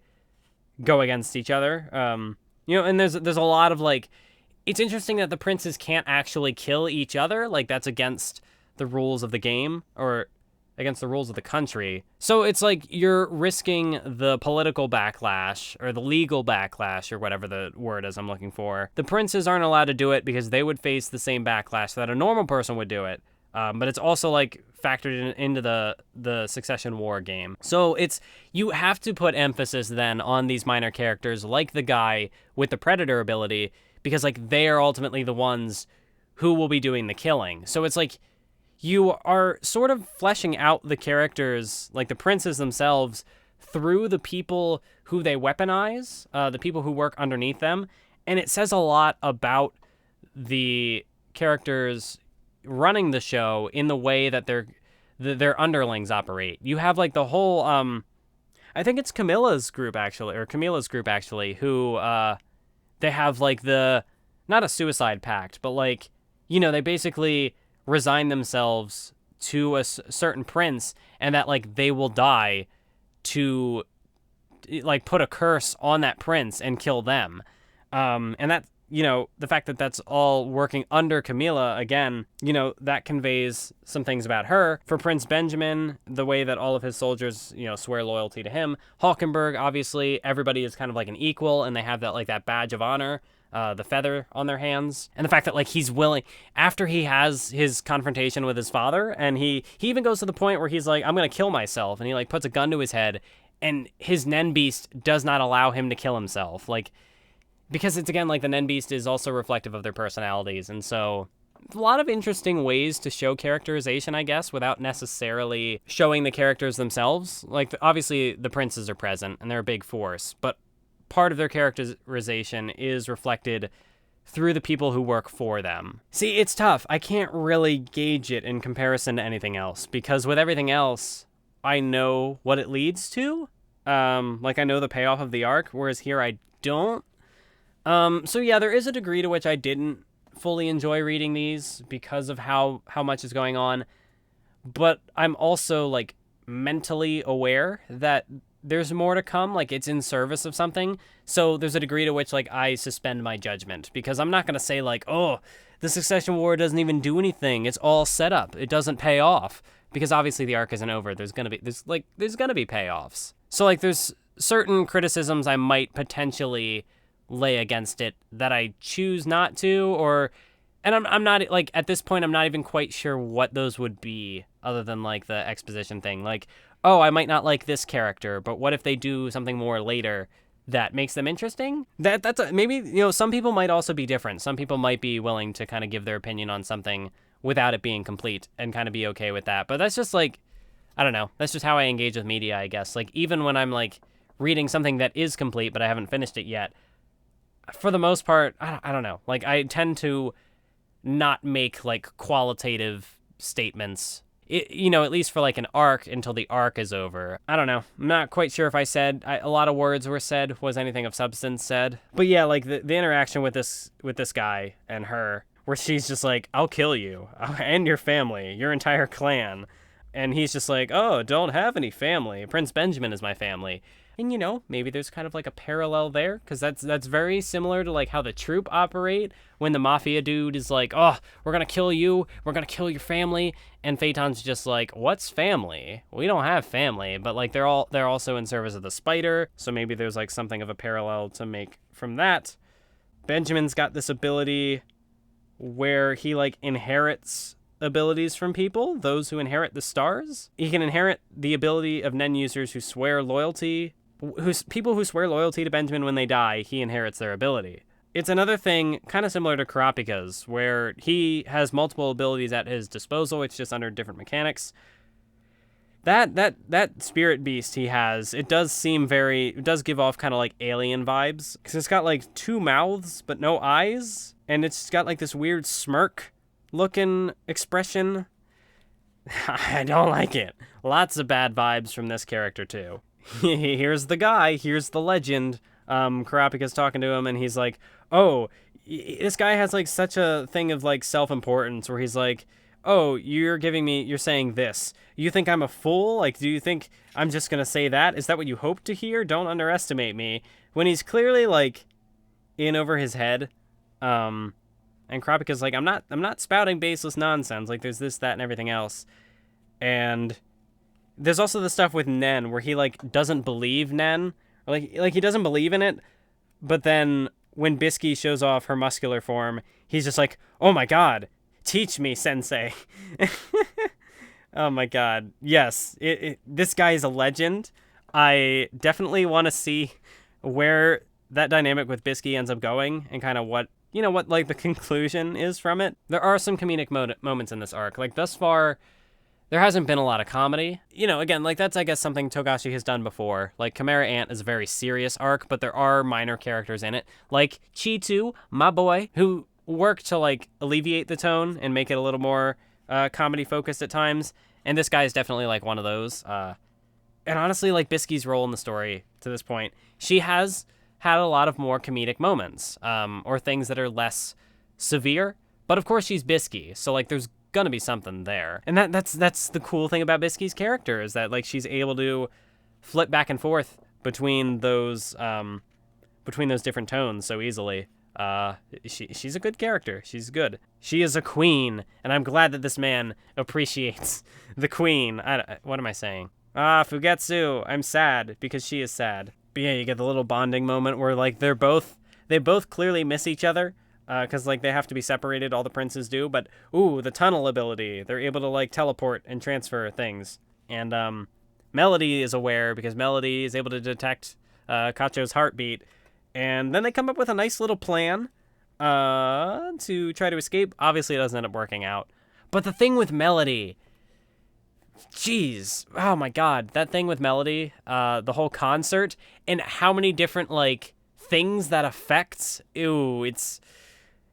I'm scared. I'm scared for Melody because Tserriednich is interested in Melody and that ability. Ooh, I don't like that. Stay away from the bad man. Oh man, Melody and hearing heartbeats. Like if Chrollo's heartbeat was bad, oh my god, what is Melody gonna think of this man's heartbeat? Nothing good. Here's the Predator boy. He is, I don't know. I don't have much to say about him. Right now, he's just an ability, pretty much. Like, he's a tool of Benjamin. He's there to, like, kill people. Zhang Lei has something to do with coins, which comes up later. He says, like, the prime potential, like, the potential of his ability at its peak will likely be after the Succession War is over. And he's like, I hate this part of myself. Where he's less about like, he's so focused on the end goal, which again, like that's kind of interesting in how it plays into Desire, because like the true potential of his ability won't be unleashed until he's already kind of got the goal. Like he's, what is it? Putting the cart before the horse? I think that's the expression. Or counting his chickens before they've hatched. Like he's thinking about, oh, what can I do after the succession war is over? So his ability isn't necessarily like benefiting him now, which he probably will need that ability. He's probably going to die. It seems unlikely. Like right now, he is a very important sort of bargaining chip for Kurapika and leveling the playing field there. I don't get the feeling he'll survive because that seems like a pretty serious character flaw for a conflict as specific as this. But who knows? Maybe I could be wrong. Maybe he survives. I really don't think so, though. I don't remember this character's name. Tyson. No. Tyson's probably going to die, too. She's so much into, like, this, love and peace thing. Like, she's got this book written and about, like, all these things are going to happen. And there's even, like, the quote later where it almost seems like, I don't remember exactly how it's phrased, but it's very much like the stuff that she's preaching is very much like something that the character, or what is it? It's very much something that like she hopes that like the people who follow her will carry on in her place, or like an ideology that can kind of go or can carry on after she's gone. At least, no, I forget exactly what the direct quote was, but that was like the gist of it. And of course it's Togashi. So somebody that pure cannot survive. Like I'm not in a death game at least. Like are there pure characters in Hunter x Hunter? I don't know, like entirely pure, maybe not. Like Killua's a pure boy, but also he has a dark past. So he's not like pure light either. And that's kind of that's the thing with Togashi's dynamics, like character dynamics. There is no pure light and dark. Like no one person is either, or no one person is a single one. Everyone has a bit of both. So for a character like this to be so upbeat and so optimistic in a situation like this, I don't see her surviving either, which is, it's unfortunate. I like my optimism, but this is not the kind of optimism that I foresee Togashi backing, at least not in this situation. But yeah, I definitely think that like Fugetsu, now that Kacho's dead, I think Fugetsu is the one that I'm really hoping doesn't die. I don't know why really at this point. Like it's just something about their dynamic hooked me.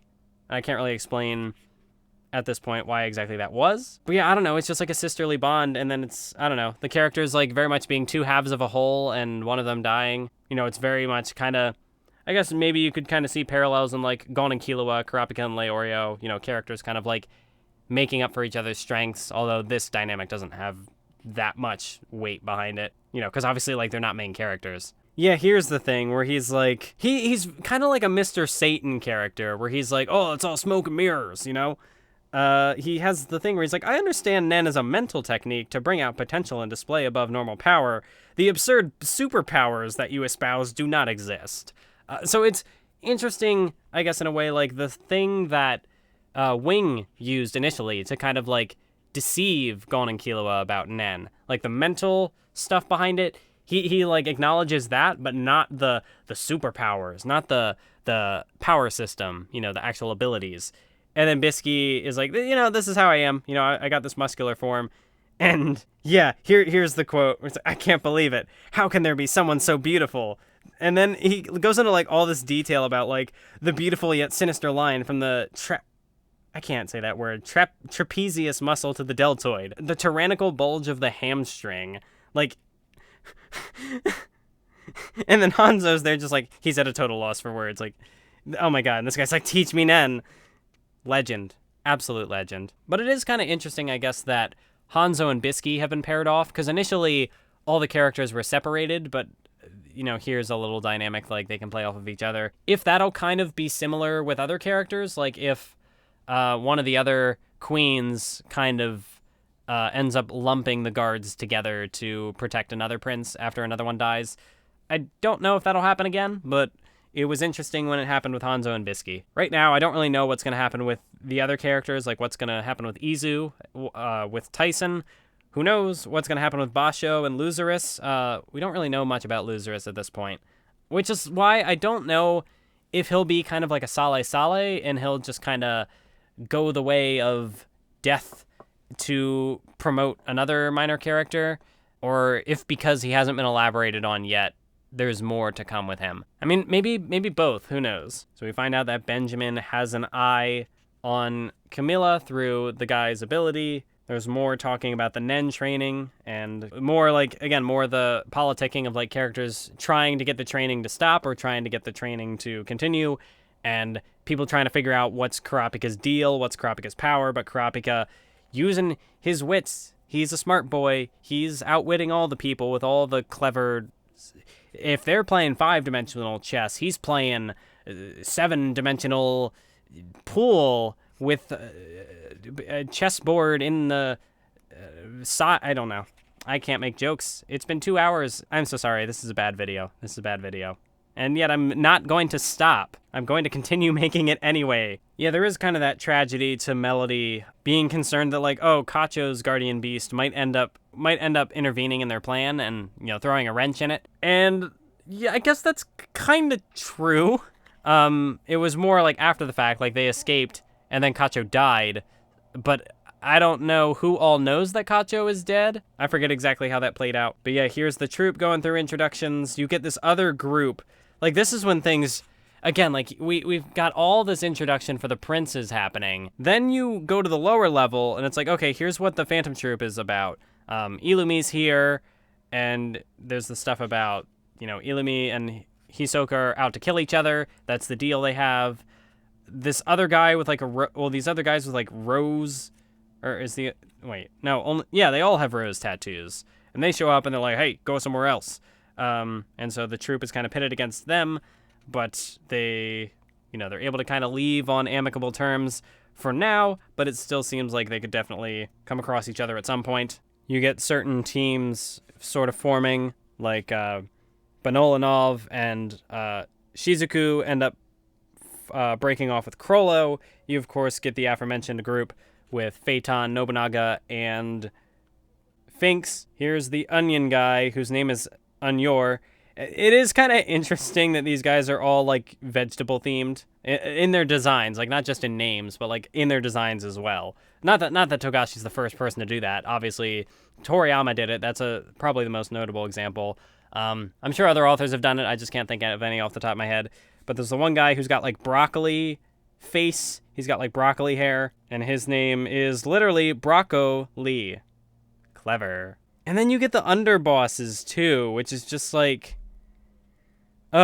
is definitely one of the points where, like I had said, we went through all the introduction stuff with the princes, and it's okay, now we're starting to get into the conflict. And then Togashi's meh, here are these other bosses and underbosses and stuff happening below the floors.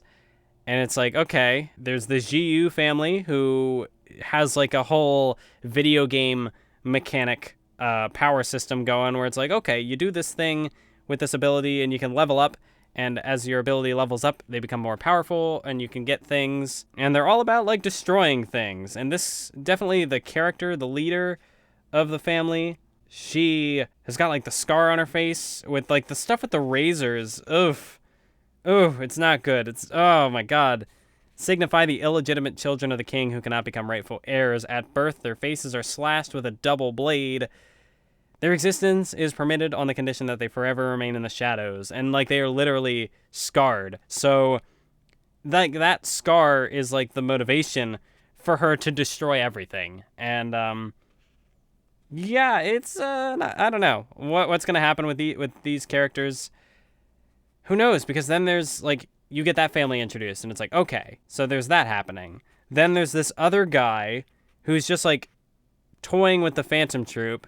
Okay, never mind. No, the Jiyu was not the family I was thinking of. There's the Cha'ar? I don't know how to pronounce that. There's the Jiyu, and then there's the Hei Li. The Hei Li are the ones who just want chaos. But then there are the other two families that are doing things.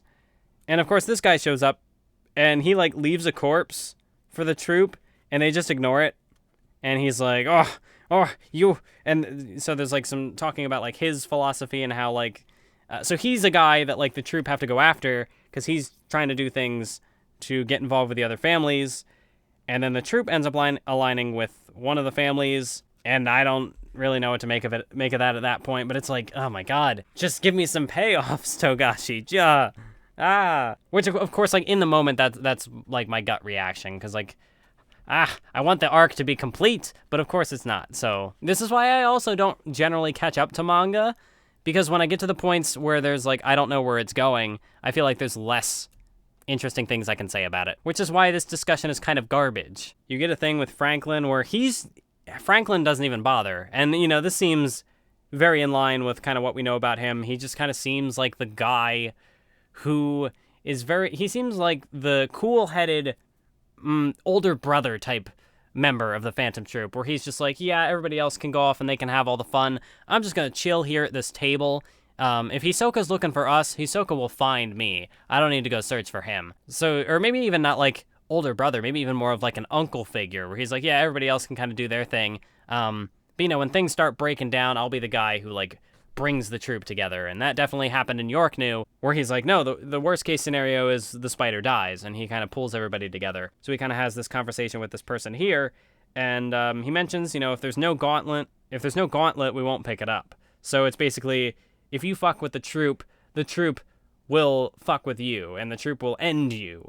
Whereas if you don't have a beef with the troop, and you don't get in their way, you don't cross their path, they're not going to bother with you. They're going to let you go. And that's basically what Franklin says to this person, and they back off. So you get, I guess it is interesting, now that I pay a little more attention to this on the second gloss through, because Finks's group ends up with the GU underboss, if I remember correctly, whereas you get this person from the other family who ends up crossing paths with Franklin. And so maybe there's like a potential, are they going to be pitted against each other maybe? Who can say? They are definitely like a wild card in the whole situation. Like, they might align with somebody, but that doesn't necessarily mean that they're on their side. There's this other character who's there who kind of like tries to throw the Hunter Association off the trail. And right now they're trying to do things to keep the peace because all this violence is breaking out and everything's chaos. Well, even then, like, things could get way more chaotic than they are now because, like, the public doesn't even necessarily know that there's a bunch of mass killings going on. So they're trying to, like, keep that under wraps, but also, like, handle the situation. So the Hunter Association, like, how are they going to handle the Dark Continent? Because, like, maybe I wonder if that's, like, kind of a... Togashi is obviously, like, delved into, with the Chimera Ant arc, but also in other stories, he's delved into the idea of, like, humanity, the evil of humanity, and kind of juxtaposing that against the, other creatures or other things. So the fact that in the Succession War arc, we're getting all of this, there's a lot of, like, politics, and there's a lot of characters, there's a family war. There's all this bloodshed.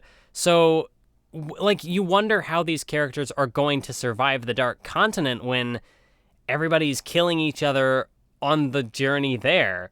And, it makes me want to kind of speculate on, like, what the direction of the Dark Continent could be.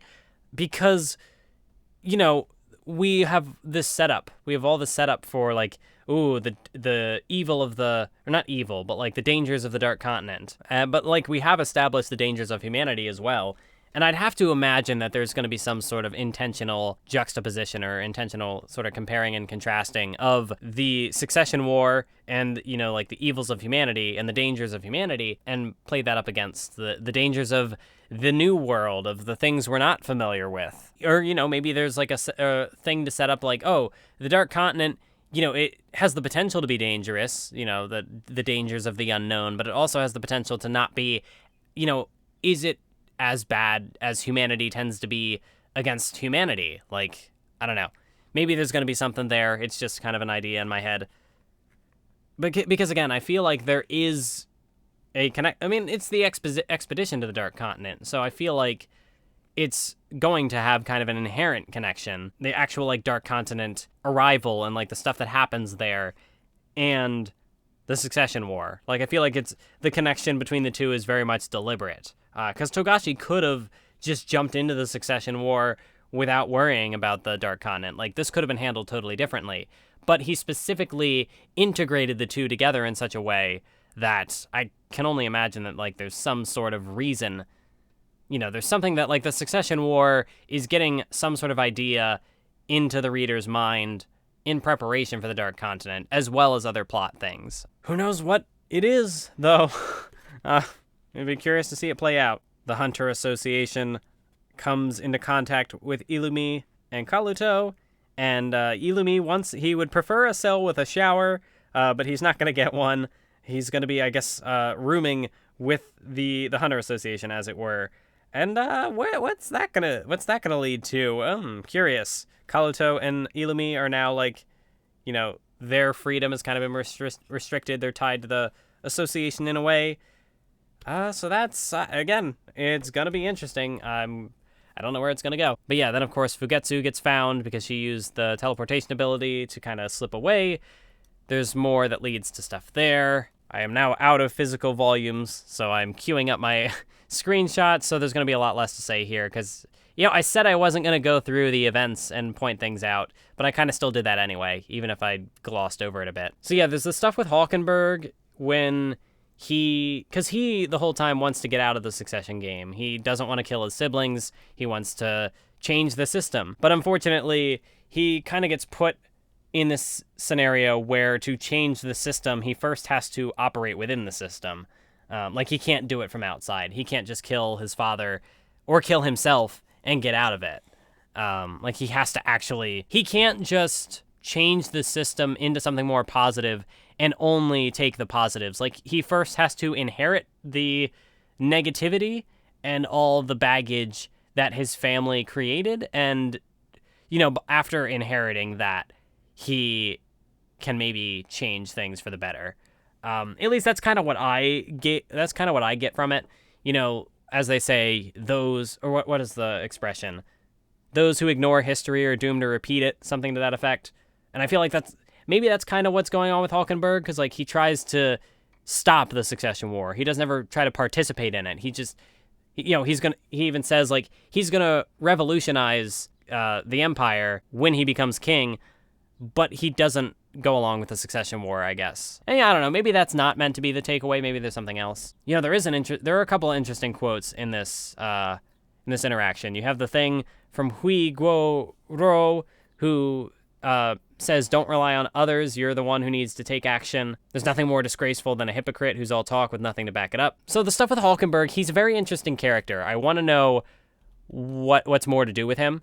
And I feel like the fact that he tries to he tries to, like, circumvent the system only to be forced to participate in the system, whether that corrupts him and he ends up not actually achieving that revolution. I feel like he is still going to kind of go for that revolution in some form. But there definitely is a degree to which his personality changes. And so maybe there's also going to be, like, some kind of implication that you can't change the system from the inside.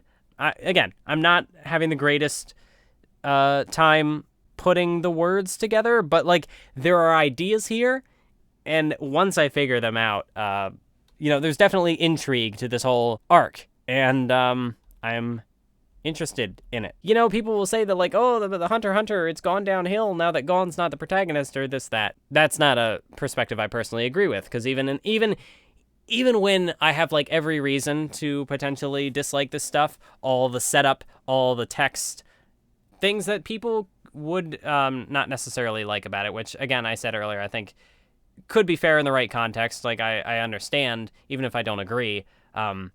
Even with all these things that I have said that there were points where I'm like, I'm not kind of enjoying the act of reading it at the moment, but even in spite of all of that, like, I do still find things interesting about this, and so I will continue to read more if there is more published. When there's more published. Not if, when.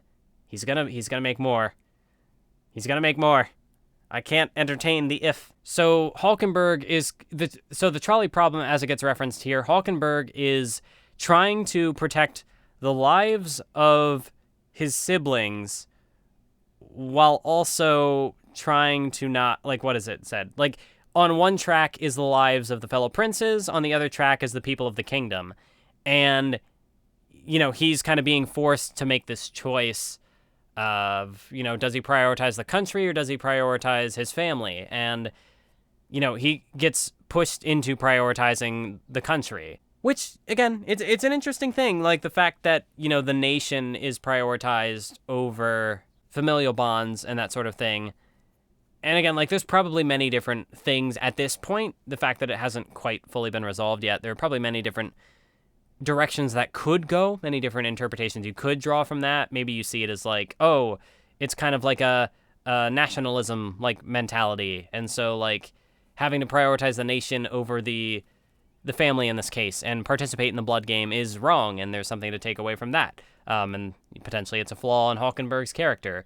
Or maybe it's not a nationalism thing. Maybe there's more, as the king says, the only question is who will pull the lever. And that could tie into what I had brought up earlier about Hulkenberg trying to change the system without actually participating in it and owning up to the faults of his family in the past. I don't know. But yeah, there's a line here, without accepting and shouldering the burden of karma, you cannot be king. And unless you are king, you cannot change the country. So yeah, I think I was probably right in my assessment that, you know, trying to change the system from the outside is not going to get the job done. Like, he has to actually accept and shoulder that burden. And, you know, for better and for worse. Again, my apologies for rambling and whatnot. There are point. I got to dig for it. I don't have I'm a little slow. I don't have the fastest mind, which is, you know, maybe that doesn't come across when I script things. Because again, there I have an opportunity to really think things over.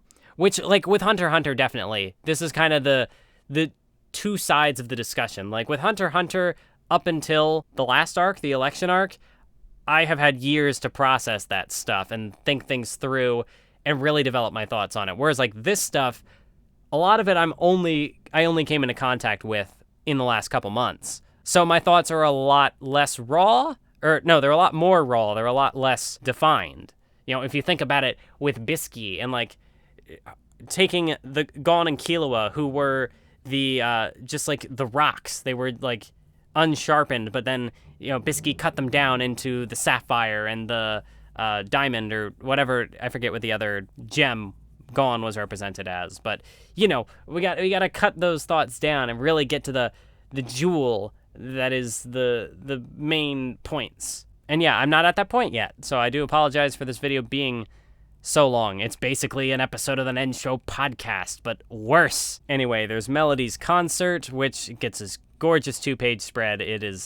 But it's also got, you know, it's got like the flowers, and it's got like a very mystical feeling to it, like Melody taking these people to a place of like peace. And now that I look at it, it is interesting because you get the little panels breaking it up of all the different princes, which at the time, you know, it is a way of like how Togashi will structure the events in his story. Like here, you look back at it now, and it's like, oh, so it's like they were all in the middle of something when it happened, but they all heard it. So now that we've seen the events that happened with Theta and Tserriednich, makes you wonder, like, oh, is there something that we haven't yet seen about, like there's this expression on Camilla's face where she's got like a look of shock and like disheveled. It's like, ooh, did something happen there? Whereas like some of the characters are more composed or just more like maybe potentially looking in awe.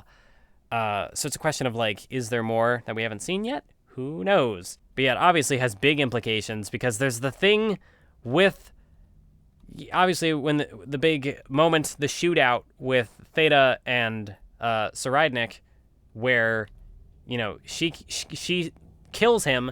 But we find out later in another chapter, when Togashi goes back and replays this, he was able to see into the future, and he has that ability. It's interesting if it is just like an amplified version of Zetsu, because like he is not only looking into the future and able to change things, but he's also like, he's suppressing his presence so much that he is able to create like an illusion of him, you know, what the characters would see had the events played out in the like original future, which I assume that's his ability. But it is interesting as like an amplification of Zetsu, because like there's even the question or the comment where she's like, wow, he has such an immaculate Zetsu. It's like the perfect Zetsu, which was like the point that she was trying to use against him. Like he lowers his defenses, she kills him, and that's the end. But of course, he happens to figure out his ability in that moment. And it's like, damn, you give us the hope and you take it away, Togashi. Thanks for that. Yeah, okay, here's the spread where, like, this is unreal. He's got 2 Nen Beasts, one of which is from the ceremony. One is just like this. I don't know if the Nen Beast has any connection to his ability to see into the future, or if it's a separate ability entirely, which is like, again, is the ability to see into the future just an amplification, like the final form of Zetsu, or is it, connected? Is it like his actual ability and the Nen Beast is something else, or are they tied together? I don't know. Togashi's getting to some next level shit. But yeah, there's also like a bit of connection to the fact that like the thing happens and then Melody's ability kicks in. So for Theta and for Tserriednich, he obviously knows that Melody's ability is not his, and that's why he seeks her out. But for Theta, it also just kind of plays into the confusion because she's like, wait, I shot him, there was blood, and now he's just behind me and alive? And also like all these, I was transported to this scenery, what was that? So it's also a way that like the characters have the information obscured in a way, but also in like the worst way because it benefits Tserriednich and not Theta, which of course you want to root for Theta because I want him to die. I don't want him to win the succession war, but he's too dangerous. And there's that ability on her face. She's got like a bigger scar because she lied again. Yeah, there's like the quote here where the next time that you falsely answer the prince's question, this translation, it's manga stream. I don't know how Viz actually translated it because I don't have access to that. Which, I mean, at some point, I will probably get the Viz online thing and be able to go to the backlog of stuff, but I don't know when I'm going to do that. Here, it's translated as, you will cease to exist as a human. So it's definitely, like, something about, like, losing your humanity, or it's a very, like, cryptic, spooky, like, ooh, that's bad vibes. But yeah, there's the other guy. He shows up.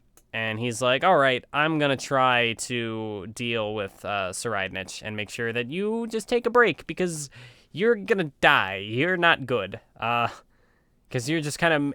Well, yeah, because he's figured her out. And so her continuing to be around him just kind of makes things more advantageous to him.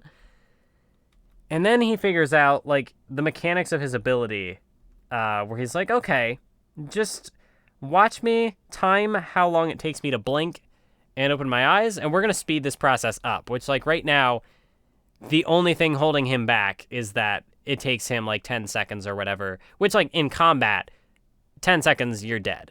So he's, like, trying to overcome his weakness, and knowing his talent, he could do that very quickly. So, yeah, it's not good. Not good at all. But, yeah, it's, again, like, the foreshadowing, looking back to the page before the reveal where it's just Theta shooting him. You get the part where she flicks like the Nen bubble at him and he opens his eyes and it's super cryptic. It's like super creepy and ominous and not good. And then you go back to it later when it's from his perspective and it's like, oh, he was testing his ability. So the fact that like he doesn't release his Zetsu, but he opens his eyes, he's like testing to see how the activation of his stuff works. But in the moment you see it, and it's just like, why'd he open his eyes? That's kind of creepy. And then you come back to it later, and it's like, oh, fuck.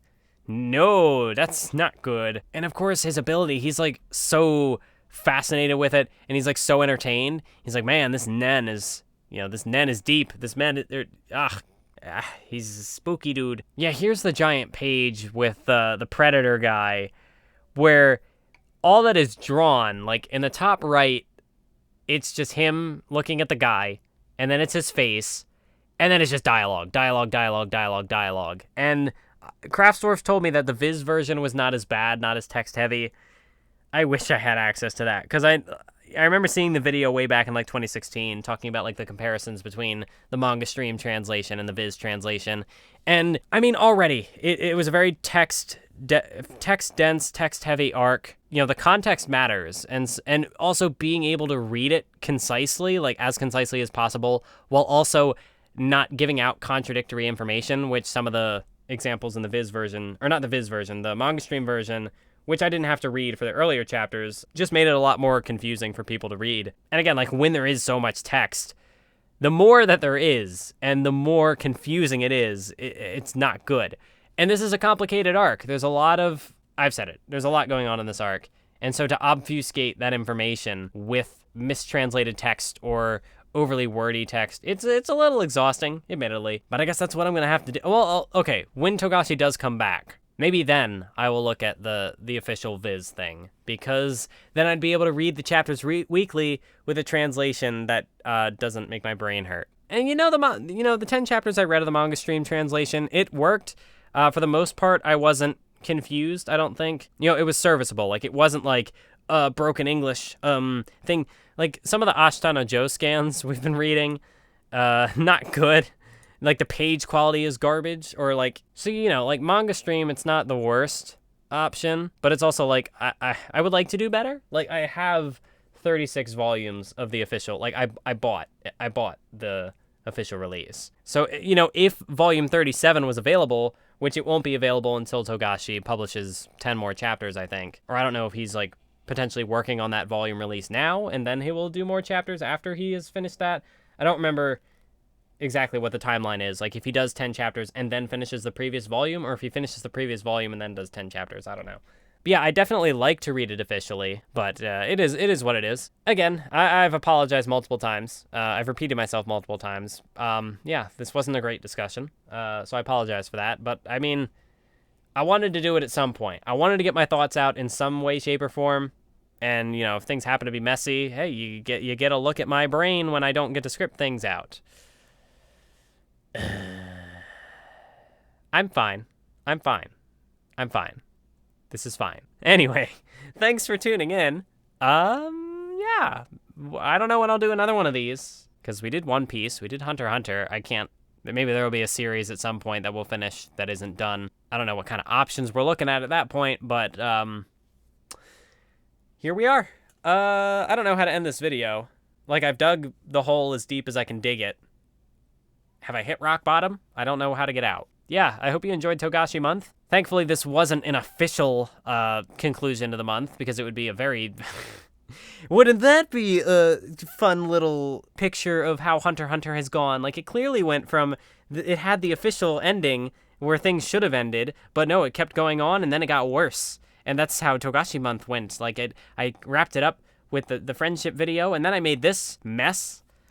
Yeah, that is the perfect representation of how Hunter x Hunter went, because Hunter x Hunter's shit now. 0 out of 10. Succession War, fucking garbage. Don't read it. It's bad.